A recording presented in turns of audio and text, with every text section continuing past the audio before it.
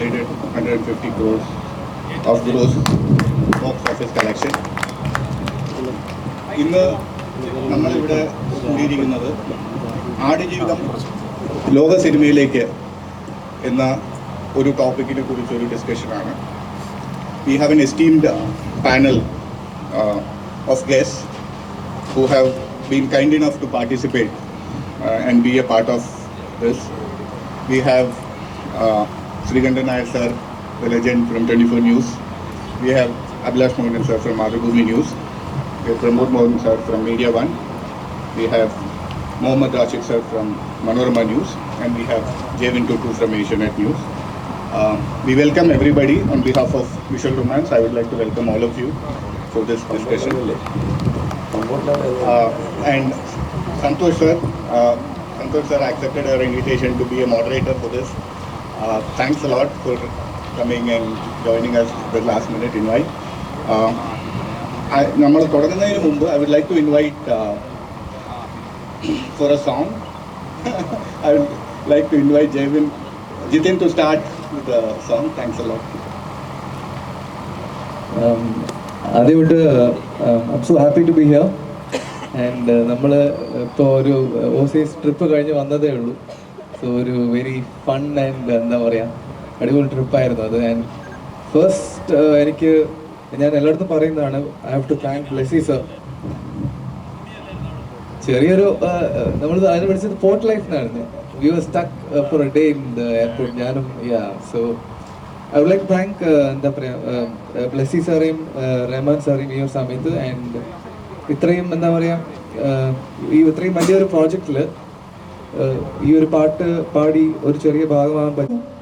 എത്ര ദൂരത്തിലാണോ എത്ര ദൂരത്തിലാണോ എത്ര ദൂരത്തിലാണോ ആറ്റക്കിളിയുടെ നോക്കും പറച്ചിലും പുഞ്ചിരിയും കൊച്ചു നുണക്കുഴിയും ആ ഇഷ്കിൻ്റെ നെക്കുവിളക്കിൻ വെളിച്ചമാണുള്ളിങ്ങിരുട്ടറയിൽ ആ കണ്ണിൻ്റെ തുമ്പത്തെ തുള്ളിയാണെന്നോട് കൽബിൻ മരുപ്പറമ്പിൽ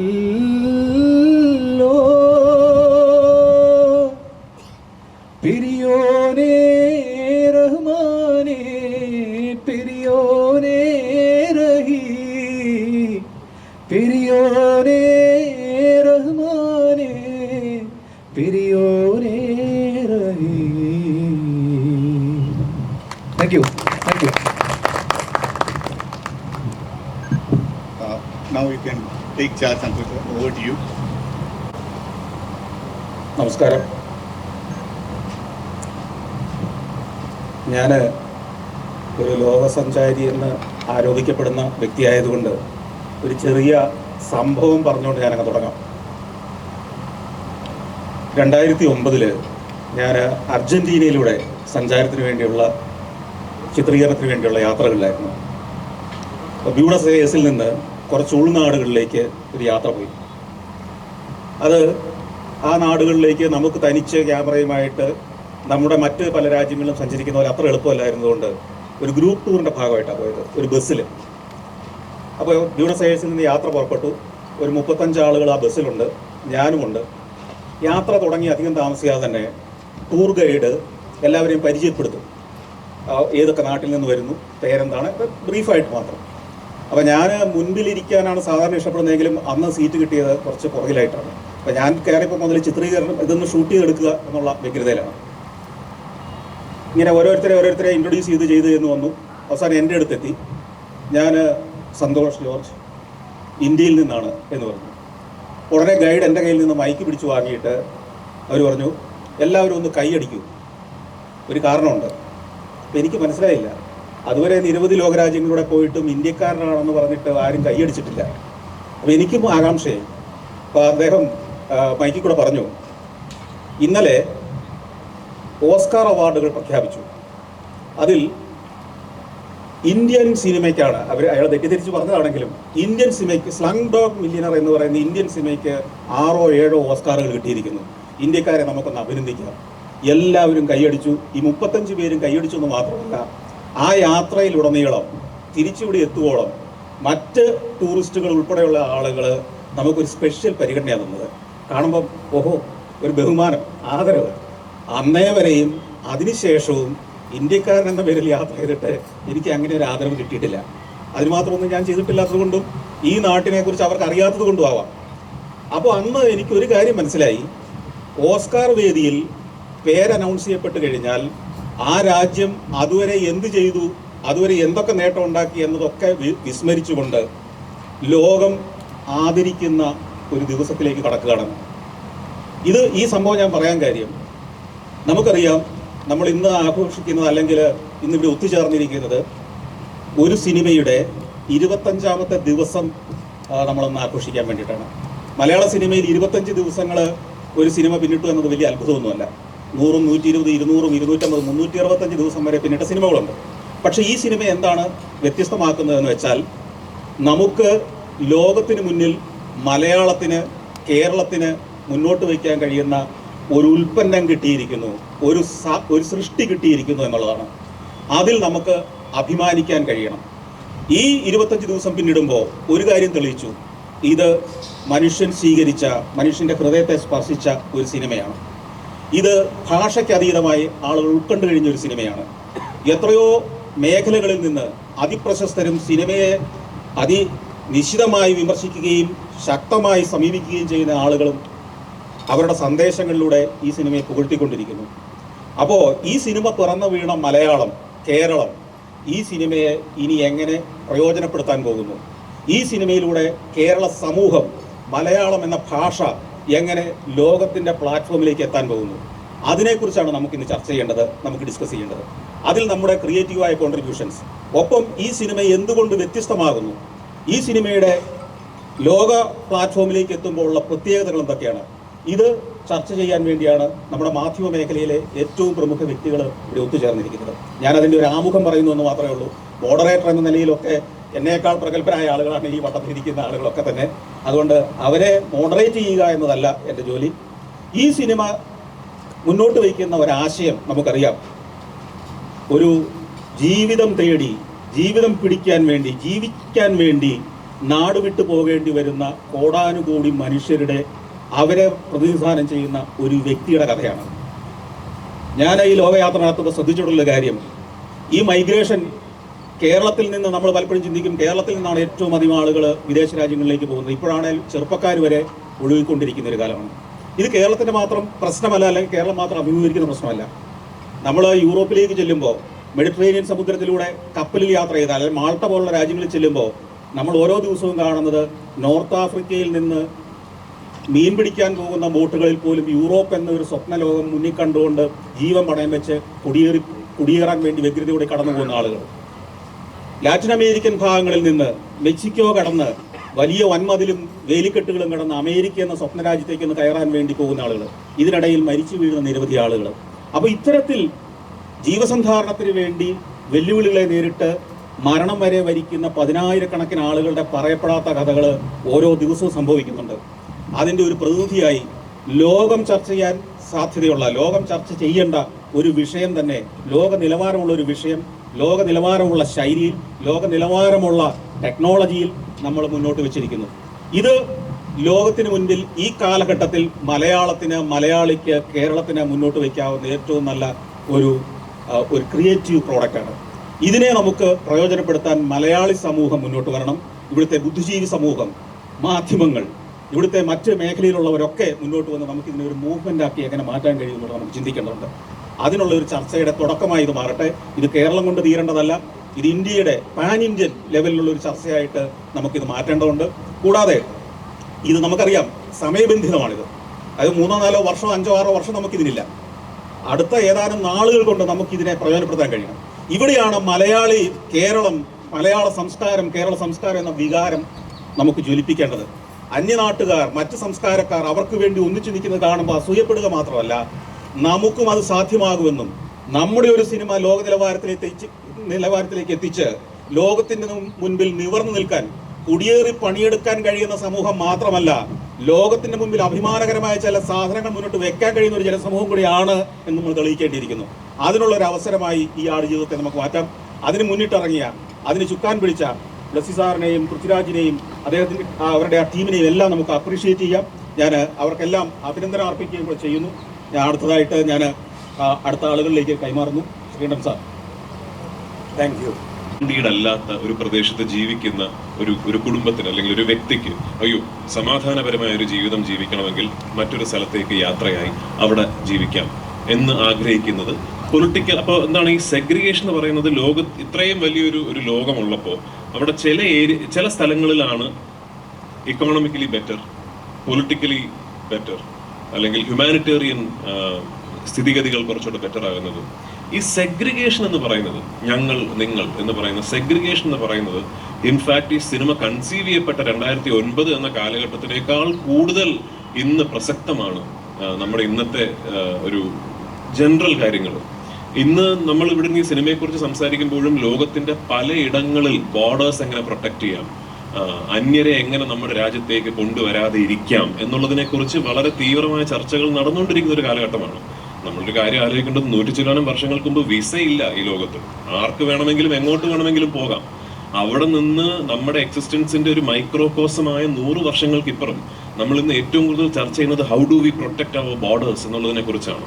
അപ്പൊ ഈ സെഗ്രിഗേഷൻ എന്ന് പറയുന്നത് വളരെ പ്രസക്തമായ, ഇന്ന് ചർച്ച ചെയ്യപ്പെട്ടുകൊണ്ടിരിക്കുന്ന എല്ലാ ഭരണവ്യവസ്ഥിതികളുടെയും ഒരു പ്രയോറിറ്റിയായി മാറിക്കൊണ്ടിരിക്കുന്ന ഒരു വിഷയമാണ്. ഈ സെഗ്രിഗേഷൻ ആണ് മൈഗ്രേഷന്റെ റീസൺ.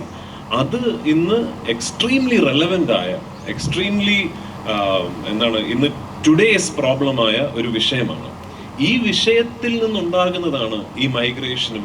ആ മൈഗ്രേഷന്റെ ഒരു സ്റ്റാർക്ക് റിമൈൻഡർ, അതിൽ ഒരു പേഴ്സ്പെക്റ്റീവിന്റെ ഒരു സ്റ്റാർക്ക് റിമൈൻഡർ ആണ് നജീബിന്റെ കഥയും ആടുജീവിതം എന്ന് പറയുന്ന സിനിമയും. അപ്പൊ അത് ട്രൂലി ഗ്ലോബൽ ആണ് എന്നും ലോകത്തിലെ ഏത് പ്രദേശത്ത് പോയി നമ്മൾ ഈ സിനിമ കാണിച്ചാലും ഇത് സംസാരിക്കുന്ന വിഷയം അല്ലെങ്കിൽ ഈ കഥ ഇമ്പാർട്ട് ചെയ്യാൻ ശ്രമിക്കുന്ന ഇമോഷൻസ് എന്ന് പറയുന്നത് ട്രൂലി ഒരു ഭാഷയ്ക്കും പ്രദേശത്തിനുമൊക്കെ അതീതമാണ് എന്നുള്ളതും ഈ സിനിമയുടെ വലിയ ക്വാളിറ്റീസ് ആയിട്ട് എനിക്ക് തോന്നിയിട്ടുണ്ട്. അത് ഇന്നെന്നല്ല, 2009 തന്നെ. അന്ന് തന്നെ പ്ലസ് ചേട്ടൻ്റെയും എൻ്റെയും ആഗ്രഹം, എൻ്റെ വർഷങ്ങൾക്ക് മുമ്പുള്ള ഇന്റർവ്യൂസ് ആടുജീവിതത്തിനെ കുറിച്ച് എടുത്ത് നോക്കിയാലും ഒരുപക്ഷെ നിങ്ങൾക്ക് കേൾക്കാൻ സാധിക്കും. അന്നേ ഞാൻ പറഞ്ഞിരിക്കുന്നത് ഇത് കേരളം എന്ന് പറയുന്ന ഒരു കൊച്ചു സംസ്ഥാനത്തിൽ നിന്നും ഞങ്ങൾ ഉണ്ടാക്കിയ ഒരു സൃഷ്ടിയാണ് എന്ന് പറഞ്ഞ് ലോകത്തിന്റെ മുന്നിൽ പ്രസന്റ് ചെയ്യാൻ സാധിക്കുന്ന ഒരു സിനിമയാക്കാനാണ് ഞങ്ങളുടെ ശ്രമം എന്നാണ് ഞാൻ അന്നേ പറഞ്ഞിരിക്കുന്നത്. അതല്ലാതെ ഇപ്പോൾ ഈ സിനിമ തിയേറ്ററിൽ ഇറങ്ങി ഓടി ഇതിന്റെ ഇൻവെസ്റ്റ്മെന്റ് തിരിച്ചു കിട്ടുക എന്നുള്ളതാണെങ്കിൽ ഇത്ര വലിയൊരു എഫേർട്ടിന്റെയോ അല്ലെങ്കിൽ നമുക്ക് ലഭിക്കാവുന്ന ഏറ്റവും വലിയ ടെക്നീഷ്യൻസിനെ അവരുടെ ശമ്പളം കൊടുത്ത് കൊണ്ടുവരിക എന്ന് പറയുന്നതിൻ്റെ അതൊന്നും ഒരു പ്രയോറിറ്റി ആയിട്ട് കാണേണ്ട കാര്യമില്ല. ഈ സിനിമ ചെയ്യുമ്പോൾ ഇതിന്റെ ബെസ്റ്റ് പോസിബിൾ വേർഷൻ ചെയ്യണം എന്ന ഒരു ദൃഢനിശ്ചയം ഉണ്ടായിരുന്നു ബ്ലസ് ചേട്ടന്റെ. അതിന്റെ ഫലമായിട്ടാണ് ഇന്ന് ഇത്രയും പൈസ മുടക്കി ഇത്രയും എഫേർട്ട് എടുത്ത് ഈ സിനിമ ഉണ്ടാകുന്നത്. And I am really proud. ഞാൻ അഭിനയിച്ച സിനിമ ആയതുകൊണ്ട് ആ പറയുന്ന ഒരു അർത്ഥമില്ല. പക്ഷെ ആടുജീവിതം എന്ന് പറയുന്ന സിനിമ ഇപ്പൊ മറ്റൊരു നടനാണ് അഭിനയിച്ചിരുന്നെങ്കിൽ ഇന്ന് നിങ്ങളെല്ലാവരും ഈ സിനിമയെ സപ്പോർട്ട് ചെയ്യാൻ വന്നിരിക്കുന്നത് പോലെ അന്ന് ഞാൻ പോയത് I would have been there. കാരണം ഇത് എന്റെ സിനിമ ബ്ലസ് ചേട്ടന്റെ സിനിമ എന്നുള്ളതിൽ നിന്നൊക്കെ നമുക്ക് തിയേറ്ററിൽ നിന്ന് കിട്ടേണ്ട അല്ലെങ്കിൽ സാമ്പത്തികമായിട്ട് കിട്ടേണ്ട സ്വപ്നതുല്യമായ ഒരു സ്വീകാര്യത കിട്ടിക്കഴിഞ്ഞു. ഇന്ന് നമ്മൾ ഇവിടെ ഇരുന്നിട്ട് സംസാരിക്കുന്നതിന്റെ കാരണം ആടുജീവിതത്തിന്റെ കളക്ഷൻ പോരെ, എങ്ങനെയെങ്കിലും കളക്ഷൻ കൂടണം എന്നതിന് വേണ്ടിയല്ല നമ്മൾ ഇരുന്ന് സംസാരിക്കുന്നത്, അല്ലേ? We are all here for a greater cause. അപ്പൊ അതിൽ എനിക്ക് ഒരുപാട് സന്തോഷം. And I hope the film achieves its true potential. അതിന്റെ ട്രൂ പൊട്ടൻഷ്യൽ എന്ന് പറയുന്നത് വളരെ വലുതാണെന്ന് വിശ്വസിക്കുന്ന ആളാണ്. ഇനി പലപ്പോഴും നമുക്കിവിടെ എല്ലാവർക്കും അറിയുമെന്ന് അറിയില്ല, എങ്ങനെയാണ് വേൾഡ് പെർസ്പെക്റ്റീവിലേക്ക് അത് ഇറക്കുകയാണെങ്കിൽ മറ്റു ഭാഷകൾ, ഇന്ത്യക്ക് അപ്പുറത്തും മറ്റു ഭാഷകളിലേക്ക് ആളുകൾ ഇത് കാണണമെങ്കിൽ ഡൗട്ടാണ്. എങ്ങനെയാണ് നമ്മൾ പുറത്തേക്ക് ഈ സിനിമയെ ഇന്ത്യക്ക് പുറത്തേക്ക് വലിയൊരു വേദിയിലേക്ക് എത്തിക്കാനുള്ള കടമ്പകൾ എന്തൊക്കെയാണ് എന്നതാണ് അറിയേണ്ടത്. ഇതിൻ്റെ ഒരു സ്വപ്ന സാക്ഷാത്കാരം എന്ന് പറയുന്നത് ഇന്നിപ്പോ ഇതൊരു മലയാള സിനിമ എന്ന നിലയ്ക്ക് നമ്മുടെ ഇൻഡസ്ട്രിയുടെ ചരിത്രത്തിലെ തന്നെ ഏറ്റവും വലിയ വിജയങ്ങൾ ഒന്നായി മാറി. മലയാളികൾ വലിയ സ്വീകാര്യത, ലോകമെമ്പാടുമുള്ള മലയാളികൾ വലിയ സ്വീകാര്യത ഈ സിനിമയ്ക്ക് തന്നു. ഇന്നിപ്പോൾ ഈ സിനിമ ചർച്ചാ വിഷയമായി നിൽക്കുന്നു.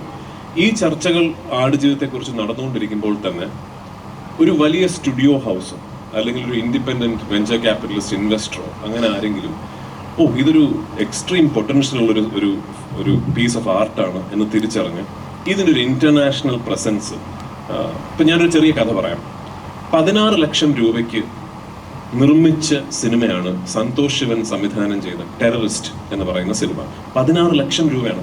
എനിക്കറിയാം, സന്തോഷ് ശിവൻ പറഞ്ഞിട്ടുണ്ട്. ബ്യൂട്ടിഫുൾ ഫിലിമാണ്, കണ്ടിട്ടൊന്നും അറിയില്ല, വളരെ മനോഹരമായ സിനിമയാണ്. അപ്പോൾ ഈ സിനിമ അന്ന് നിർമ്മിച്ചിട്ട് ഇത് അവിടെ ഇവിടെ ചെറിയ ചില ഫിലിം ഫെസ്റ്റിവൽസിൽ കാണിക്കുന്നു, ചില സെലക്റ്റഡ് ആൾക്കാർക്ക് ഈ സിനിമ പ്രദർശിപ്പിക്കുന്നു. അങ്ങനെ US എവിടെയോ ഈ സിനിമ കാണിച്ച ഒരു പ്രദർശനത്തിൽ ജോൺ മാൽക്കോവിച്ച് എന്ന് പറയുന്ന നടൻ അന്ന് ആ ഷോയിന്റെ ഭാഗമായിരുന്നു. അദ്ദേഹം ഈ സിനിമ കണ്ടിട്ട് സന്തോഷവിന്റെ അടുത്ത് you have made A truly international film, ഇത് ഇങ്ങനൊന്നുമല്ല എന്ന് പറഞ്ഞ് ജോൺ മാൽക്കോവിച്ച് ആ സിനിമ വാങ്ങിക്കുകയായിരുന്നു.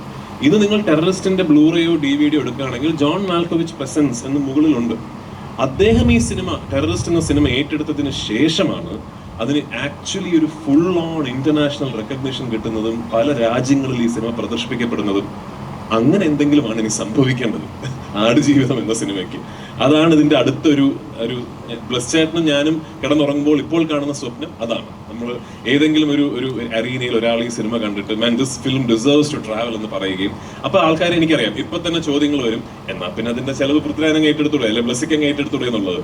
സാമ്പത്തികമായ കാര്യങ്ങൾ മാത്രമല്ല, ആക്ച്വലി പൈസ എന്നുള്ളത് മാത്രമാണെങ്കിൽ ഒരു പക്ഷേ ഇവിടെ തന്നെ ഉണ്ടായിരിക്കും. ഈ സിനിമയോട് അത്രയും സ്നേഹമുള്ള ആൾക്കാർ ഇവിടെ തന്നെ ഉണ്ടായിരിക്കും.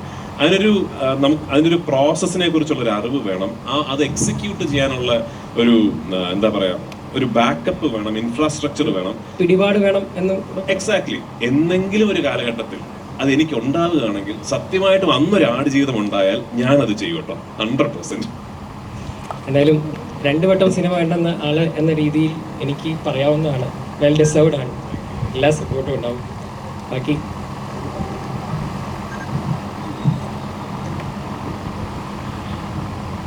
ആടുജീവിതം എന്ന ടൈറ്റിൽ തന്നെ യഥാർത്ഥത്തിൽ ഒരു മുദ്രയാണ്. അത് വർഷങ്ങളായിട്ട് നമ്മളിപ്പോൾ ഒരു സിനിമ വന്നതിന് ശേഷം സംസാരിക്കുന്നു എന്ന നിലയ്ക്കല്ല. ആടുജീവിതം എന്ന ടൈറ്റിൽ ഒരുപാട് നിലയിൽ കേരളീയ സമൂഹത്തിൽ ചർച്ച ചെയ്യപ്പെട്ടിട്ടുണ്ട്.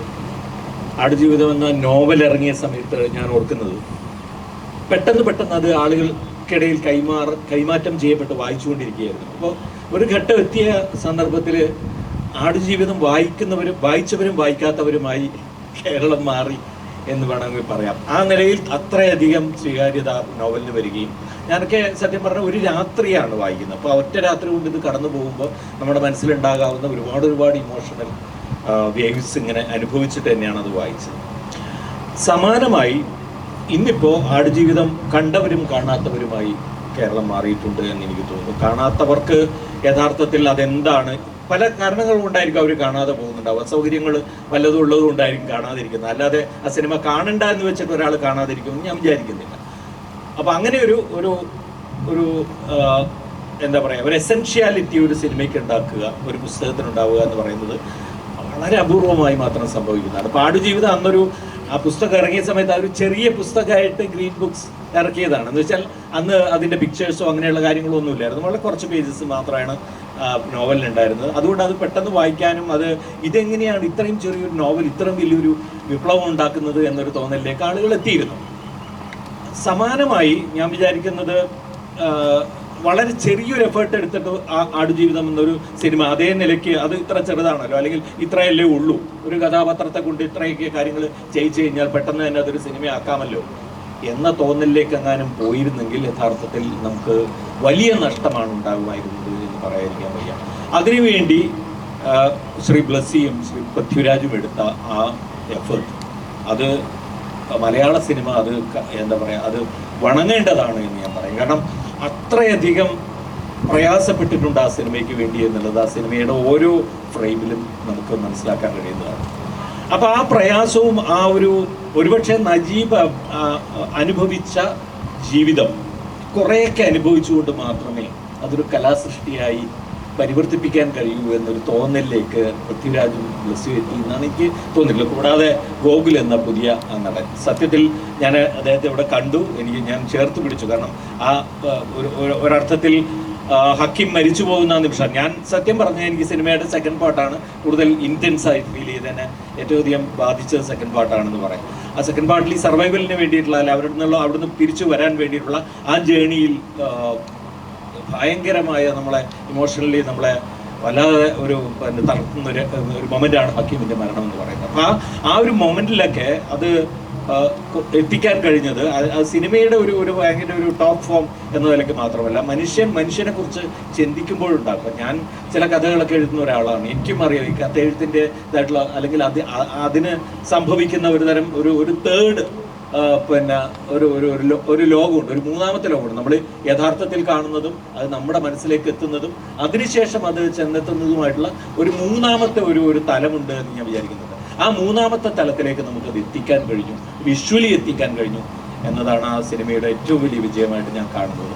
മാത്രമല്ല, നമ്മളിപ്പോൾ ഈ മൈഗ്രേഷൻ്റെ കാര്യം പറഞ്ഞപ്പോൾ ഞാൻ വിചാരിക്കുന്നത് നമ്മുടെ GCC രാജ്യങ്ങളിൽ ഇപ്പോൾ പണിയെടുക്കുന്ന അധ്വാനിക്കുന്ന ആ പോപ്പുലേഷൻ, നമ്മുടെ ഇന്ത്യൻ ഡയസ്പോറയ്ക്ക് ഏറ്റവും വലിയ അവർക്ക് നൽകാവുന്ന ഏറ്റവും വലിയൊരു സമ്മാനം കൂടിയാണ് ഈ സിനിമ എന്ന് വെച്ചാൽ, അതിനുവേണ്ടിയുള്ള ഈ ആദ്യകാലത്തെ രക്ഷപ്പെടലുകളുടെ ദാരുണമായ ഒരു പോക്ക്, അത് അവസാനം അതിൽ നിന്ന് തിരിച്ച് വരാൻ കഴിഞ്ഞ ഒരു മനുഷ്യന്റെ ആ ഒരു സർവൈവൽ, അതൊക്കെ എന്ന് വെച്ചാൽ അത് എല്ലാ കാലത്തും ഈ മൈഗ്രേഷനുമായിട്ട് ബന്ധപ്പെട്ട് നമ്മൾ ഓർമ്മിക്കപ്പെടേണ്ട കാര്യമാണ്. ഇപ്പൊ പലരും പറയുമല്ലോ, ഇപ്പൊ ആദ്യകാലത്ത് ഇവിടുന്ന് കപ്പലുകൾ കയറിയും അല്ലെങ്കിൽ മറ്റു ചില പിന്നെ സമുദ്രത്തിലൂടെ യാത്ര കഴിഞ്ഞ് അവിടെ എത്തി കഷ്ടപ്പെട്ട് ജീവിതം കെട്ടിപ്പടുക്കുന്ന ആളുകളെ കുറിച്ച് ഒരുപാട് സിനിമകൾ ആ നിലയ്ക്കും വന്നിട്ടുണ്ട്. പക്ഷെ ഇതെന്താന്ന് വെച്ചാൽ ഒരു മുദ്രയാണ്. ഇത് ഒരു മനുഷ്യന് സംഭവിക്കുമെന്ന് നമ്മൾ ഒരിക്കലും വിചാരിക്കാത്ത ഒരു തരം ഒരു എത്തിപ്പെടലാണ് എന്ന് എനിക്ക് തോന്നിയിട്ടുണ്ട്. അത് നോവൽ വായിച്ചപ്പോൾ തന്നെ നമുക്ക് ഫീൽ ചെയ്തൊരു കാര്യമാണ്. അത് സിനിമയിൽ കൂടി അനുഭവിക്കുന്ന സമയത്ത് അത് വല്ലാതെ ഫീൽ ചെയ്യുന്നുണ്ട് സത്യത്തിൽ. അതായത് ആ നിലയ്ക്ക് കൂടി സിനിമ നമ്മൾ ഇന്റർനാഷണൽ ഫോറത്തിൽ എത്തിക്കുന്ന സമയത്ത് ആ ആസ്പെക്ട് കൂടി നമ്മൾ കാണണം എന്നാണ് എൻ്റെ അഭിപ്രായം. അതായത് ഒരിക്കലും ഒരു ഹ്യൂമൻ സർവൈവലിനെ കുറിച്ചുള്ള നമ്മുടെ കാഴ്ചപ്പാട്, നമ്മുടെ ഒരു തിങ്കിങ്, അത് എത്തിപ്പെടാവുന്ന ഒരു അതിരുണ്ട്. അതിനും അപ്പുറത്തേക്ക് പോയതാണ് നജീബിന്റെ ജീവിതം എന്ന് പറയാം. എന്ന് വെച്ചാൽ നമ്മൾ ഒരു കാരണവശാലും നമ്മൾക്ക് ഒരാൾക്ക് അവിടുന്ന് തിരിച്ചു വരാൻ കഴിയും അല്ലെങ്കിൽ ജീവൻ ബാക്കി കിട്ടുമെന്ന് തോന്നാത്ത തരത്തിലുള്ള അഡ്വേഴ്സിറ്റീസിലാണ് അയാൾ നിൽക്കുന്നത്. അപ്പൊ അത് എങ്ങനെ തരണം ചെയ്തു? ഒരു ജീവന്റെ ഒരു അവസാനത്തെ ബാക്കിയുണ്ട്, അവസാനത്തെ തുണ്ട് വസ്ത്രങ്ങൾ കൊണ്ട്, അവസാനത്തെ തുണ്ട് ഒരു എന്താ പറയാ, ഒരു ചെറിയ ബാഗ് തൂക്കിലേറ്റി അല്ലെങ്കിൽ കയ്യിൽ ഇങ്ങനെ ഏറ്റിക്കൊണ്ട് തിരിച്ചു വന്നുകൊണ്ട് അതും പോലെ നഷ്ടപ്പെട്ടു, കൂട്ട് നഷ്ടപ്പെട്ടുകൊണ്ട് ഒരു മനുഷ്യൻ തിരിച്ചെത്തുകയാണ്. അപ്പൊ അതിലുണ്ടാകുന്ന ഒരു ഹ്യൂമൻ സർവൈവലിന്റെ ഒരു സ്റ്റോറി ഉണ്ട്. അത് ഭയങ്കരമാണ്. അതും കൂടി നമ്മൾ ഇന്റർനാഷണലി നമുക്ക് കാണിക്കാൻ കഴിയണം. കേരളത്തിൽ നിന്ന് അങ്ങനെ ഒരു എന്താ പറയുക, ഒരു കലാസൃഷ്ടി ഉണ്ടാവുന്നു. ഇപ്പം എനിക്ക് നേരത്തെ ശ്രീകണ്ഠ സാർ പറഞ്ഞ പോലെ തന്നെ മലയാള സിനിമകളിൽ നിന്ന് ഓൾ ഓവർ ദ വേൾഡ് പല നിലയ്ക്കും ആളുകൾ കാണുകയും ആസ്വദിക്കുകയും ചെയ്യുന്ന ഒരു കാലമാണ്. അതിൽ നിന്ന് ആ ഒരു സാധ്യത കൂടി മുൻനിർത്തി ഞാൻ പറയുന്നത് ഇന്റർനാഷണൽ ഫോറംസിലേക്ക് ആടുജീവിതം എത്തണം. ഞാൻ ഈ പറഞ്ഞ ആ ടൈറ്റിൽ, അതായത് നമുക്കിപ്പോൾ പൃഥ്വിരാജിനെ ഇങ്ങനെ കാണുന്നതും ആ പിക്ചറിൽ കാണുന്നതും തമ്മിലുള്ള ഒരു വ്യത്യാസം നമ്മളിൽ ഉണ്ടാക്കുന്ന ഒരു ഭയങ്കര ഒരു അത്ഭുതമുണ്ട്. അത് യഥാർത്ഥത്തിൽ ലോക സിനിമയുടെ വക്താക്കൾ കാണണം. ലോക സിനിമയുടെ വക്താക്കൾ അത് അറിയണം. എങ്ങനെയാണ് ആ സിനിമ സൃഷ്ടിച്ചെടുത്തത് എന്നുള്ളത് അറിയണം എന്നാണ് ഞാൻ വിചാരിക്കുന്നത്. അതറിയാനുള്ള അവസരം ഉണ്ടാകട്ടെ എന്ന് എല്ലാവിധ ആശംസകളും തരും. ഞാൻ വിചാരിക്കും ഗ്ലോബൽ അല്ലെങ്കിൽ യൂണിവേഴ്സൽ ആയി കഴിഞ്ഞു എന്നുള്ളതാണ്.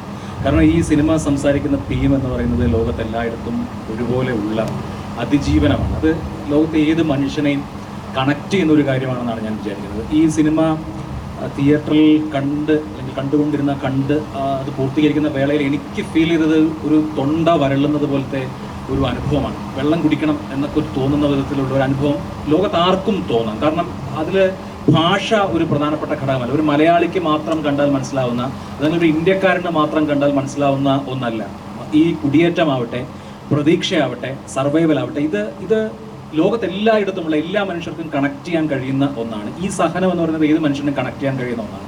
അതുകൊണ്ട് ഇതൊരു മലയാളം സിനിമ എന്നുള്ളത് ഈ കാര്യത്തിൽ ഒരു പരിമിതിയേ അല്ല എന്നാണ് ഞാൻ വിചാരിക്കുന്നത്. സാധാരണ നിലയിൽ ഇപ്പോൾ നമ്മുടെ ഭാഷയിൽ ഒരു സിനിമ ഉണ്ടാകുമ്പോൾ അത് ഒരു സ്പാനിഷ് ഭാഷയിലേക്ക് മാറ്റിയാൽ അതിന് സബ്ടൈറ്റിൽ കൊടുത്താൽ അല്ലെങ്കിൽ ഇംഗ്ലീഷിലേക്ക് മാറ്റിയാൽ ഇവിടുത്തെ ഒരു തമാശയാണെങ്കിൽ അത് നമുക്ക് സെൻസ് ചെയ്യുന്നത് പോലെ, നമുക്ക് മനസ്സിലാവുന്നത് പോലെ ഒരു ലാറ്റിൻ അമേരിക്കക്കാരന് മനസ്സിലായിക്കൊള്ളണമെന്നില്ല.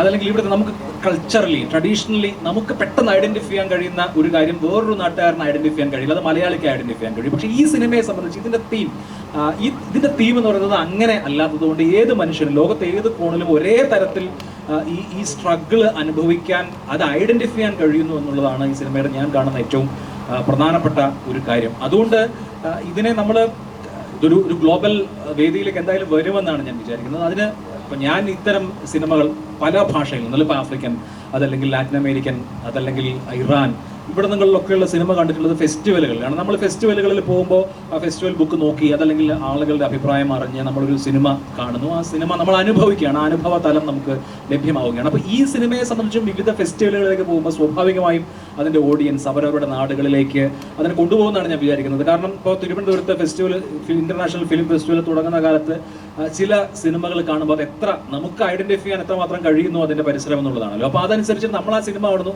ആ സിനിമ കണ്ടതിന് ശേഷം ഭീമാപ്പള്ളിയിൽ പോയിട്ട് അതിന്റെ CD ഉണ്ടോ എന്ന് നോക്കുന്ന ഒരു കാലഘട്ടം ഉണ്ടായിരുന്നു, ഒരു 10-12 കൊല്ലം മുമ്പ്.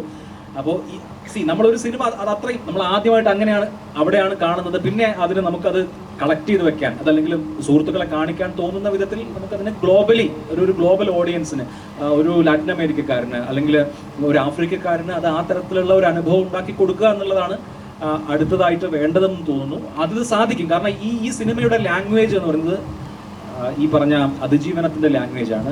ഈ 3 ഘടകവും, അതായത് കുടിയേറ്റം എന്നുള്ളത് ലോകത്തിപ്പോൾ ഏറ്റവും അധികം പ്രധാനപ്പെട്ട ലോക രാഷ്ട്രീയത്തിലെ ഏറ്റവും പ്രധാനപ്പെട്ട വിഷയം എന്ന് പറയുന്നത് കുടിയേറ്റമാണ്. ഒന്നാമത്തെ കാര്യം ആ കുടിയേറ്റത്തിന്റെ സ്ട്രഗിൾസ് ആണ്. ഈ കുടിയേറ്റം എന്നുള്ള കാര്യത്തിൽ അടങ്ങിയിരിക്കുന്ന പ്രതീക്ഷ, അവന് സർവൈവ് ചെയ്യാൻ കഴിയുന്ന പ്രതീക്ഷ, ആത്യന്തികമായ സർവൈവൽ, ഇതൊരു ഗ്ലോബൽ തീമാണ് എന്നുള്ളത് കൊണ്ട് ഇതിനോടകം തന്നെ ഈ സിനിമ ഒരു ഗ്ലോബൽ ആയിട്ടുള്ള സിനിമയായിട്ട് മാറി എന്നുള്ളതാണ് എനിക്ക് ഈ സിനിമയെ പറ്റിയും ഇതിൻ്റെ തുടർന്നുള്ള കാര്യത്തെപ്പറ്റിയും തോന്നുന്ന ഒരു കാര്യം.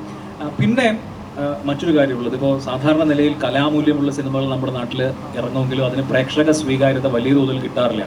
5-6 ആളുകളൊക്കെ മാത്രം ഒരു ദിവസം തിയേറ്ററിൽ പോയി കാണുന്ന, 2-3 ദിവസം മാത്രം തിയേറ്ററിൽ വരുന്ന അവസ്ഥയ്ക്ക് വിഭിന്നമായി ഇത് മുഴുവൻ ഇടങ്ങളിലും നിറഞ്ഞ് കളിക്കുന്നു.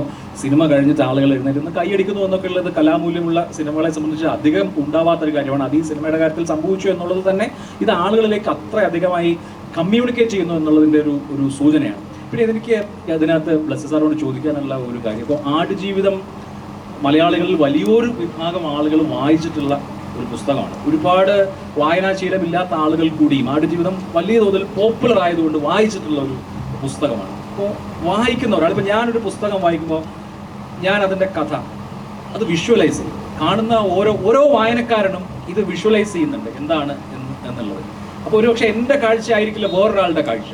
അപ്പോൾ ആടുജീവിതം വായിച്ച ഞാൻ, ആടുജീവിതം സിനിമ ഇറങ്ങുന്നതിന് മുമ്പ് ആടുജീവിതം വായിച്ച ഞാൻ കണ്ടതുപോലെയാണോ ഈ സിനിമയിൽ എന്നുള്ള ഒരു സംശയം സ്വാഭാവികമായി എന്നെ സംബന്ധിച്ചു. അപ്പോൾ മലയാളികൾ എല്ലാവരും വായിച്ചിട്ടുള്ള, അല്ലെങ്കിൽ ബഹുഭൂരിപക്ഷം ആളുകളും വായിച്ചിട്ടുള്ള, അവർ വിഷ്വലൈസ് ചെയ്തിട്ടുള്ള ഒരു സംഭവം വിഷ്വലൈസ് ചെയ്യുമ്പോൾ അത് എത്രമാത്രം ചാലഞ്ചിങ് ആണ് ഒന്നാമത്തെ കാര്യം. 2, ഇതിൻ്റെ കഥ എല്ലാവർക്കും അറിയാം. കാരണം വെച്ചാൽ ഇതിൽ ട്വിസ്റ്റ് ഒന്നുമില്ല. സാധാരണ സിനിമ എപ്പോഴും സസ്പെൻസ്, ട്വിസ്റ്റ്, അടുത്തത് എന്ത് നടക്കുമെന്നുള്ള ആകാംക്ഷയാണല്ലോ സിനിമയെ സംബന്ധിച്ച് ഒരു പ്രധാനപ്പെട്ട കാര്യം. ഇത് പക്ഷേ നജീബിന്റെ സർവൈവൽ എന്നുള്ളത് എല്ലാവർക്കും അറിയാവുന്ന ഒരു കാര്യമാണ്.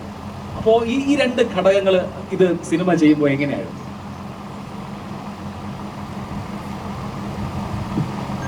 ഈ പുസ്തകം വായിച്ചപ്പോൾ, ഇത് സിനിമയാക്കാൻ തീരുമാനിച്ചപ്പോൾ തന്നെ എനിക്കറിയാം ലക്ഷക്കണക്കിന് ആൾക്കാർ വായിച്ചു കൂട്ടി സിനിമയായി മനസ്സിൽ കൊണ്ട് നടക്കുന്നതാണ് ഇതിൻ്റെ ദൃശ്യങ്ങൾ എന്നുള്ളത്. അപ്പോൾ അതുകൊണ്ട് തന്നെ ഇതിൻ്റെ ആദ്യത്തെ ഇതിൻ്റെ ഒരു ലൊക്കേഷനിലേക്ക് എത്തുക എന്ന് പറയുന്നത് അഭിലാഷിൻ്റെ മനസ്സിലുള്ള ഒരു ഡെസേർട്ടിനോടെങ്കിലും ചേർന്ന് നിൽക്കണം, അല്ലെങ്കിൽ അതിന് മുകളിലേക്ക് എത്തണം എന്ന് പറയുന്നത്. അപ്പോൾ ആ ഒരു ദൃശ്യത്തിനെ എത്രത്തോളം നിങ്ങളുമായി ചേർത്ത് വയ്ക്കാൻ കഴിയണമെന്നുള്ളതാണ് ഏറ്റവും ആദ്യത്തെ ഒരു ചലഞ്ചായിട്ട് വരിക. രണ്ടാമത്തെ ഒരു തീരുമാനം എന്ന് പറഞ്ഞു കഴിഞ്ഞാൽ പുസ്തകം അതേ രീതിയിൽ തന്നെ പകർത്തുക എന്ന് പറയുന്നത് ഒരു വലിയ സമഗ്രമായ ജോലിയാണ്. കാരണം എനിക്ക് തോന്നുന്നത് അത് ഇനിയും ഒരുപാട് ഡിസ്കസ് ചെയ്യേണ്ട ഒരു വിഷയങ്ങളാണ്. കാരണം ഒരു 43 ചാപ്റ്ററിൽ ഇങ്ങനെ കിടക്കുന്ന ഒരു വലിയ സംഭവങ്ങൾ ഒരു 3 മണിക്കൂറിനുള്ളിൽ ആക്കുക എന്ന് പറയുന്നത് വളരെ ശ്രമകരമായ ഒരു കാര്യമാണ്. ഒപ്പം തന്നെ നമ്മളിതൊരു വലിയൊരു റിസർച്ചിലേക്ക് നമ്മൾ പോകുമ്പോൾ, ജീവൻ്റെ റിയൽ സ്റ്റോറി, ബെന്യാമിൻ ഭാവനയിൽ ചേർക്കുന്നു, അതൊരു നോവലാകുന്നു, അതൊരു മറ്റൊരു സിനിമയുടെ വേഷനൊക്കെ സിനിമയ്ക്ക് കുറേ അധികം സാധ്യത, ഒരു യഥാർത്ഥ അനുഭവം റിയലിസ്റ്റിക് ആവുക എന്ന് പറയുന്നത്. അപ്പോൾ ഉദാഹരണത്തിന് പറയാം, ഒരു വടിയുടെ നിഴൽ പോലും ഇല്ലാത്ത ഇടമെന്നൊക്കെയാണ് ബെന്യാമിൻ എഴുതിയിരിക്കുന്നത്.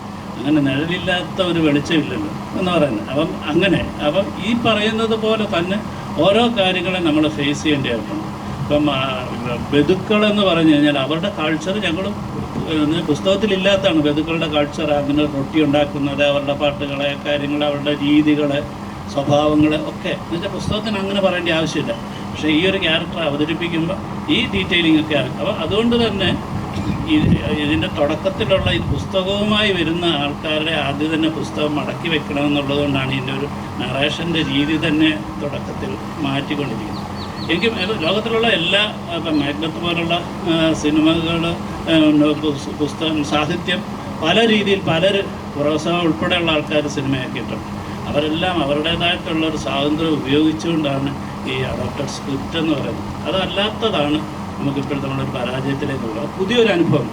ഏറ്റവും ഉദാഹരണമായി പറഞ്ഞു കഴിഞ്ഞാൽ പുസ്തകത്തിൽ ഡെസേർട്ട് ക്രോസിങ്ങിനെ കുറിച്ച് അദ്ദേഹം എഴുതിയിരിക്കുന്നത് ഒരു പൂരക്കാഴ്ച കണ്ടു നടക്കുന്നത് പോലെ എന്നാണ് എഴുതിയിരിക്കുന്നതെങ്കിൽ ഞങ്ങൾ ഈ സിനിമയുടെ ഏറ്റവും കോറായിട്ട് ഏറ്റവും ഹൈലൈറ്റ് ചെയ്ത് ഞങ്ങളെ സ്പർശിച്ചത് കാര്യം ഈ ഡെസേർട്ട് ക്രോസിങ്.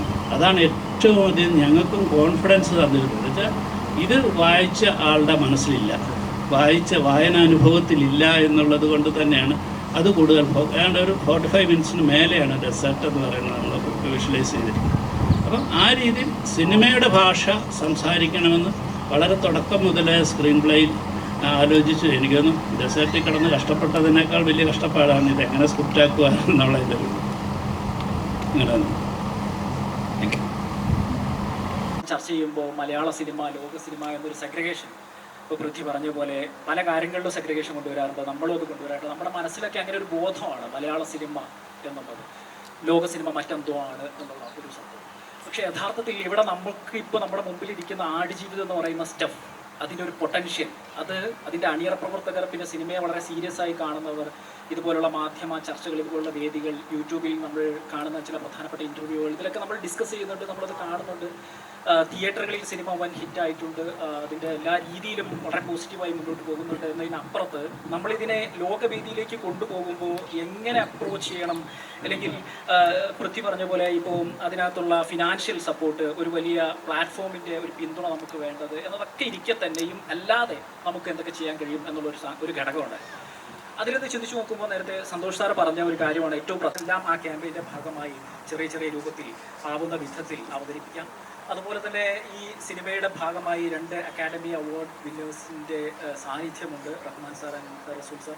അപ്പോൾ അവരുടെ ഇതുവരെ ഒരുപക്ഷെ പലപ്പോഴും പല ഇൻ്റർവ്യൂവിലും പറയുന്നുണ്ട്, ഈ ഇൻ്റർവ്യൂകളൊക്കെ കാണുമ്പോൾ അതിൻ്റെ താഴെ ആളുകളുടെ കമൻറ്റ് വായിക്കാറുണ്ട്. അപ്പം അതിനകത്ത് അവരെഴുതും, ഒരുപക്ഷെ റഹ്മാനെ പോലെയുള്ള ഒരു ലെജൻഡ് ഏതെങ്കിലും ഒരു സിനിമയ്ക്ക് വേണ്ടി ഇങ്ങനെ എഫേർട്ട് ഇടുന്നുണ്ടെങ്കിൽ അത് ഈ സിനിമയ്ക്കാണ് എന്ന് അത് പറയുന്നുണ്ട്. അപ്പം അതൊരു യാഥാർത്ഥ്യമാണ്. അപ്പോൾ അദ്ദേഹം നൽകുന്ന ആ പിന്തുണ അതൊക്കെ ഇനിയും അങ്ങോട്ട് ഈ പറയുന്ന ക്യാമ്പയിൻ്റെ ഭാഗമായി ഉപയോഗപ്പെടുത്തി ഒരു സെക്കൻഡ് സ്റ്റേജ് ഉണ്ടാക്കണം. ഈ സിനിമയുടെ തിയേറ്റർ വിജയത്തിന് ശേഷമുള്ള, സാമ്പത്തിക വിജയത്തിന് ശേഷമുള്ള യാത്രയ്ക്ക് ഇതുവരെ എടുത്ത പോലുള്ള ഒരു എഫേർട്ടിൻ്റെ ഒരു സെക്കൻഡ് സ്റ്റേജ് വെൽ പ്ലാൻഡായി ഉണ്ടാക്കുക എന്നുള്ളതാണ്. അതിൽ ഈ പറയുന്ന പുറത്തു നിന്നുള്ള ഒരു പ്ലാറ്റ്ഫോമിലേക്ക് നമ്മുടെ സിനിമ ആകർഷിക്കപ്പെടുന്നത് വരെ ആ ക്യാമ്പയിൻ നിരന്തരം നടന്നുകൊണ്ടിരിക്കുക എന്നുള്ളതാണ്. അതിന് എന്തൊക്കെ അപ്രോച്ച് ചെയ്യാൻ പറ്റുമോ, ഏതൊക്കെ ലോകവേദികളിൽ നമുക്കുള്ള ചെറിയ കൂട്ടായ്മകൾ, ഓർഗനൈസേഷൻസ്, നമ്മുടെ പ്രവാസി കൂട്ടായ്മകൾ അതിലേക്ക് എത്തിക്കാൻ പറ്റുമോ എന്നുള്ളതാണ്. ഇപ്പം നമ്മളിങ്ങോട്ട് വരുന്നതിന് മുമ്പ് ഇരുന്ന ചർച്ചയിൽ പൃഥ്വി തന്നെ ചൂണ്ടിക്കാണിച്ചു, ഇപ്പം ഇതിനകം സിനിമ പ്രദർശിപ്പിക്കാത്ത രാജ്യങ്ങളിൽ പോലും അത് പ്രദർശിപ്പിക്കും എന്ന തരത്തിലേക്കുള്ള പ്രതീക്ഷ വരുന്ന തരത്തിലുള്ള മൂവ്മെൻറ്റുകൾ നടക്കുന്നു, പ്രോഗ്രസീവായി വരുന്നു കാര്യങ്ങൾ എന്നുള്ളത്. അതൊരു നല്ല സിമ്പലാണ്. അപ്പം അങ്ങനെ വരുമ്പോൾ ആ രാജ്യങ്ങളിൽ നിന്നുള്ള പിന്തുണ കൂടി നമുക്ക് കിട്ടുകയാണ്. അപ്പം ഏറ്റവും കൂടുതൽ പ്രവാസികൾ കേരളത്തിൽ നിന്ന് ഡയറക്റ്റ് അപ്രോച്ച് ചെയ്യുന്നത് ഗൾഫ് നാടുകളിലാണെങ്കിലും അതിനപ്പുറത്ത് യൂറോപ്യൻ കൺട്രികളിലായാലും US-ലായാലും കാനഡയിലായാലും നമുക്ക് ഉണ്ട്, നമ്മുടെ ഒരു പൊട്ടൻഷ്യലുണ്ട്. അപ്പം അങ്ങനെ വ്യാപിപ്പിക്കുക ആ ക്യാമ്പയിനെ. ഇതൊരു മരുഭൂമിയിലെ കഥ, അറേബ്യയിലെ കഥയാണെങ്കിൽ പോലും ഇതൊരു ആലപ്പുഴക്കാരൻ നജീബ് ഒരു സ്ഥലത്തേക്ക് യാത്ര പോയി സംഭവിക്കുന്നതാണെങ്കിൽ ഈ ദ്വീപിൻ്റെ പ്രത്യേകത എല്ലാവരും പറഞ്ഞു. അതാണ് നമ്മുടെ അടിസ്ഥാനപരമായ ബലം. അത് മരുഭൂമിയിൽ സംഭവിക്കുന്നു എന്നേ ഉള്ളൂ. അത് ഈ കഥയിൽ മരുഭൂമിയിൽ സംഭവിക്കുന്നു എന്നേ ഉള്ളൂ, മറ്റെല്ലായിടത്തും സംഭവിക്കുന്നതാണ്. അപ്പോൾ ആ ഒരു സിമിലാരിറ്റി നമ്മുടെ ക്യാമ്പയിനിൽ ബോധ്യപ്പെടുത്തുക എന്നുള്ളതാണ് ആളുകളെ. അതിന് ആ ക്യാമ്പയിന് ഇവിടെ ഇപ്പോൾ ഈ കൂടിയിരിക്കുന്ന മീഡിയ ഫ്രട്ടേണിറ്റിയുടെ ഒരു ബലം, ഒരു സപ്പോർട്ട്, പിന്തുണ, നമ്മുടെ സിനിമ എന്നുള്ള ഒരു വികാരം ഇവിടെ ജനിപ്പിക്കപ്പെട്ട് കഴിഞ്ഞാൽ, അല്ലെങ്കിൽ നമ്മൾ തന്നെ അത് കൊണ്ടുവന്നു കഴിഞ്ഞാൽ സ്വാഭാവികമായും ഇതും അതിലേക്ക് ഇൻകോർപ്പറേറ്റ് ചെയ്യും. അതുണ്ടാകും. ഞങ്ങളുടെയൊക്കെ പിന്തുണ കാര്യത്തിലുണ്ടാകുമെന്ന് ആത്മാർത്ഥമായി പറയുക. Thank you. നിങ്ങളോട് രണ്ടുപേരോടുണ്ട്. ഒരു കലാകാരൻ അല്ലെങ്കിൽ കലാകാരന്മാരൊക്കെ അവരുടെ ഒരു സൃഷ്ടി നടത്തുമ്പോൾ, ഒരു ചിത്രകാരനായിക്കോട്ടെ ആരുമായിക്കോട്ടെ, അവരുടെ സ്വകാര്യമായി ഇതായിരിക്കും എൻ്റെ ഒരു കോൺട്രിബ്യൂഷൻ, അല്ലെങ്കിൽ ഇതിൽ ഞാൻ ഒരു പ്രത്യേക ശ്രദ്ധ കൊടുത്ത് ചെയ്യാൻ പോകുന്ന കാര്യം ഇതാണ് എന്ന മട്ടിൽ ചെയ്ത, വളരെ ശ്രമപ്പെട്ട് വളരെ ശ്രദ്ധയോടുകൂടി ചെയ്ത ചില കാര്യങ്ങളുണ്ടാവും. ചിലപ്പോൾ നമ്മൾ ലോകപ്രശസ്ത ചിത്രകാരന്മാരുടെ പെയിൻറ്റിങ്ങുകൾ കാണുമ്പോഴും ആ സമൂഹം, കാണാൻ വരുന്ന ആ സമൂഹം വലിയൊരു ശതമാനം ചിലപ്പോൾ അത് ശ്രദ്ധിക്കാതെ പോയി വരും. ഒരു സംവിധായകൻ എന്ന നിലയിൽ താങ്കളും അതിലെ പ്രധാന കഥാപാത്രത്തെ അവതരിപ്പിച്ച ശ്രീ പൃഥ്വിരാജുമൊക്കെ അത്ര ശ്രദ്ധയോടെ ചെയ്ത ഒരു കാര്യം, പ്രേക്ഷകർ ശ്രദ്ധിക്കാതെ പോയ ഏതെങ്കിലും ഒരു കാര്യം, അല്ലെങ്കിൽ അവിടെ അത് വേണ്ടത്ര ഒരു നോട്ട് ചെയ്യപ്പെടാതെ പോയോ എന്ന് സംശയിച്ച ചില കാര്യങ്ങളുണ്ടാവില്ല. കാരണം ഈ സിനിമ ടോട്ടാലിറ്റി നോക്കുമ്പോൾ, ഞാൻ സിനിമയെ വളരെ ക്രിട്ടിക്കലായിട്ട് ഇവാലുവേറ്റ് ചെയ്യുന്ന ഒരാളാണ്. കാരണം ഏറ്റവും മികച്ചത് എന്ന് പറയുന്ന പല സിനിമകളും കാണുമ്പോൾ നമുക്കതിനകത്ത് പല സ്പെല്ലിംഗ് മിസ്റ്റേക്കുകളും, അല്ലെങ്കിൽ കണക്ട് ചെയ്യുന്നില്ല, അല്ലെങ്കിൽ പല കാര്യങ്ങളിൽ അനാവശ്യമായ വഴികളിലൂടെ പോയി എന്നൊക്കെ നമുക്ക് തോന്നാറുണ്ട്. പക്ഷെ ഈ സിനിമ അത്തരത്തിൽ ഒരു കാര്യം മുഴച്ചു നിൽക്കുന്നില്ല, അല്ലെങ്കിൽ അതൊക്കെ വളരെ കൃത്യമായിട്ട് ട്രിം ചെയ്തിരിക്കുന്നു. വളരെ സൂക്ഷ്മാംശത്തിൽ, അതായത് ആ മണലാരണ്യത്തിൽ ഇത്രയേറെ 100ഓളം ആളുകൾ വർക്ക് ചെയ്തവരിടത്ത് അനാവശ്യമായ ഒരു കാൽപ്പാട് പോലും പതിയുന്നില്ല എന്ന് ഉറപ്പുവരുന്ന അത്ര സൂക്ഷ്മാംശങ്ങളിൽ കാര്യങ്ങൾ ചെയ്ത ഒരു സംവിധായകനും നടനും. അങ്ങനെ ഞങ്ങൾ എഫേർട്ട് ഇട്ടതിൽ മനുഷ്യൻ ശ്രദ്ധിക്കാതെ പോയത് എന്ന് കരുതുന്ന എന്തെങ്കിലും ഉണ്ടോ?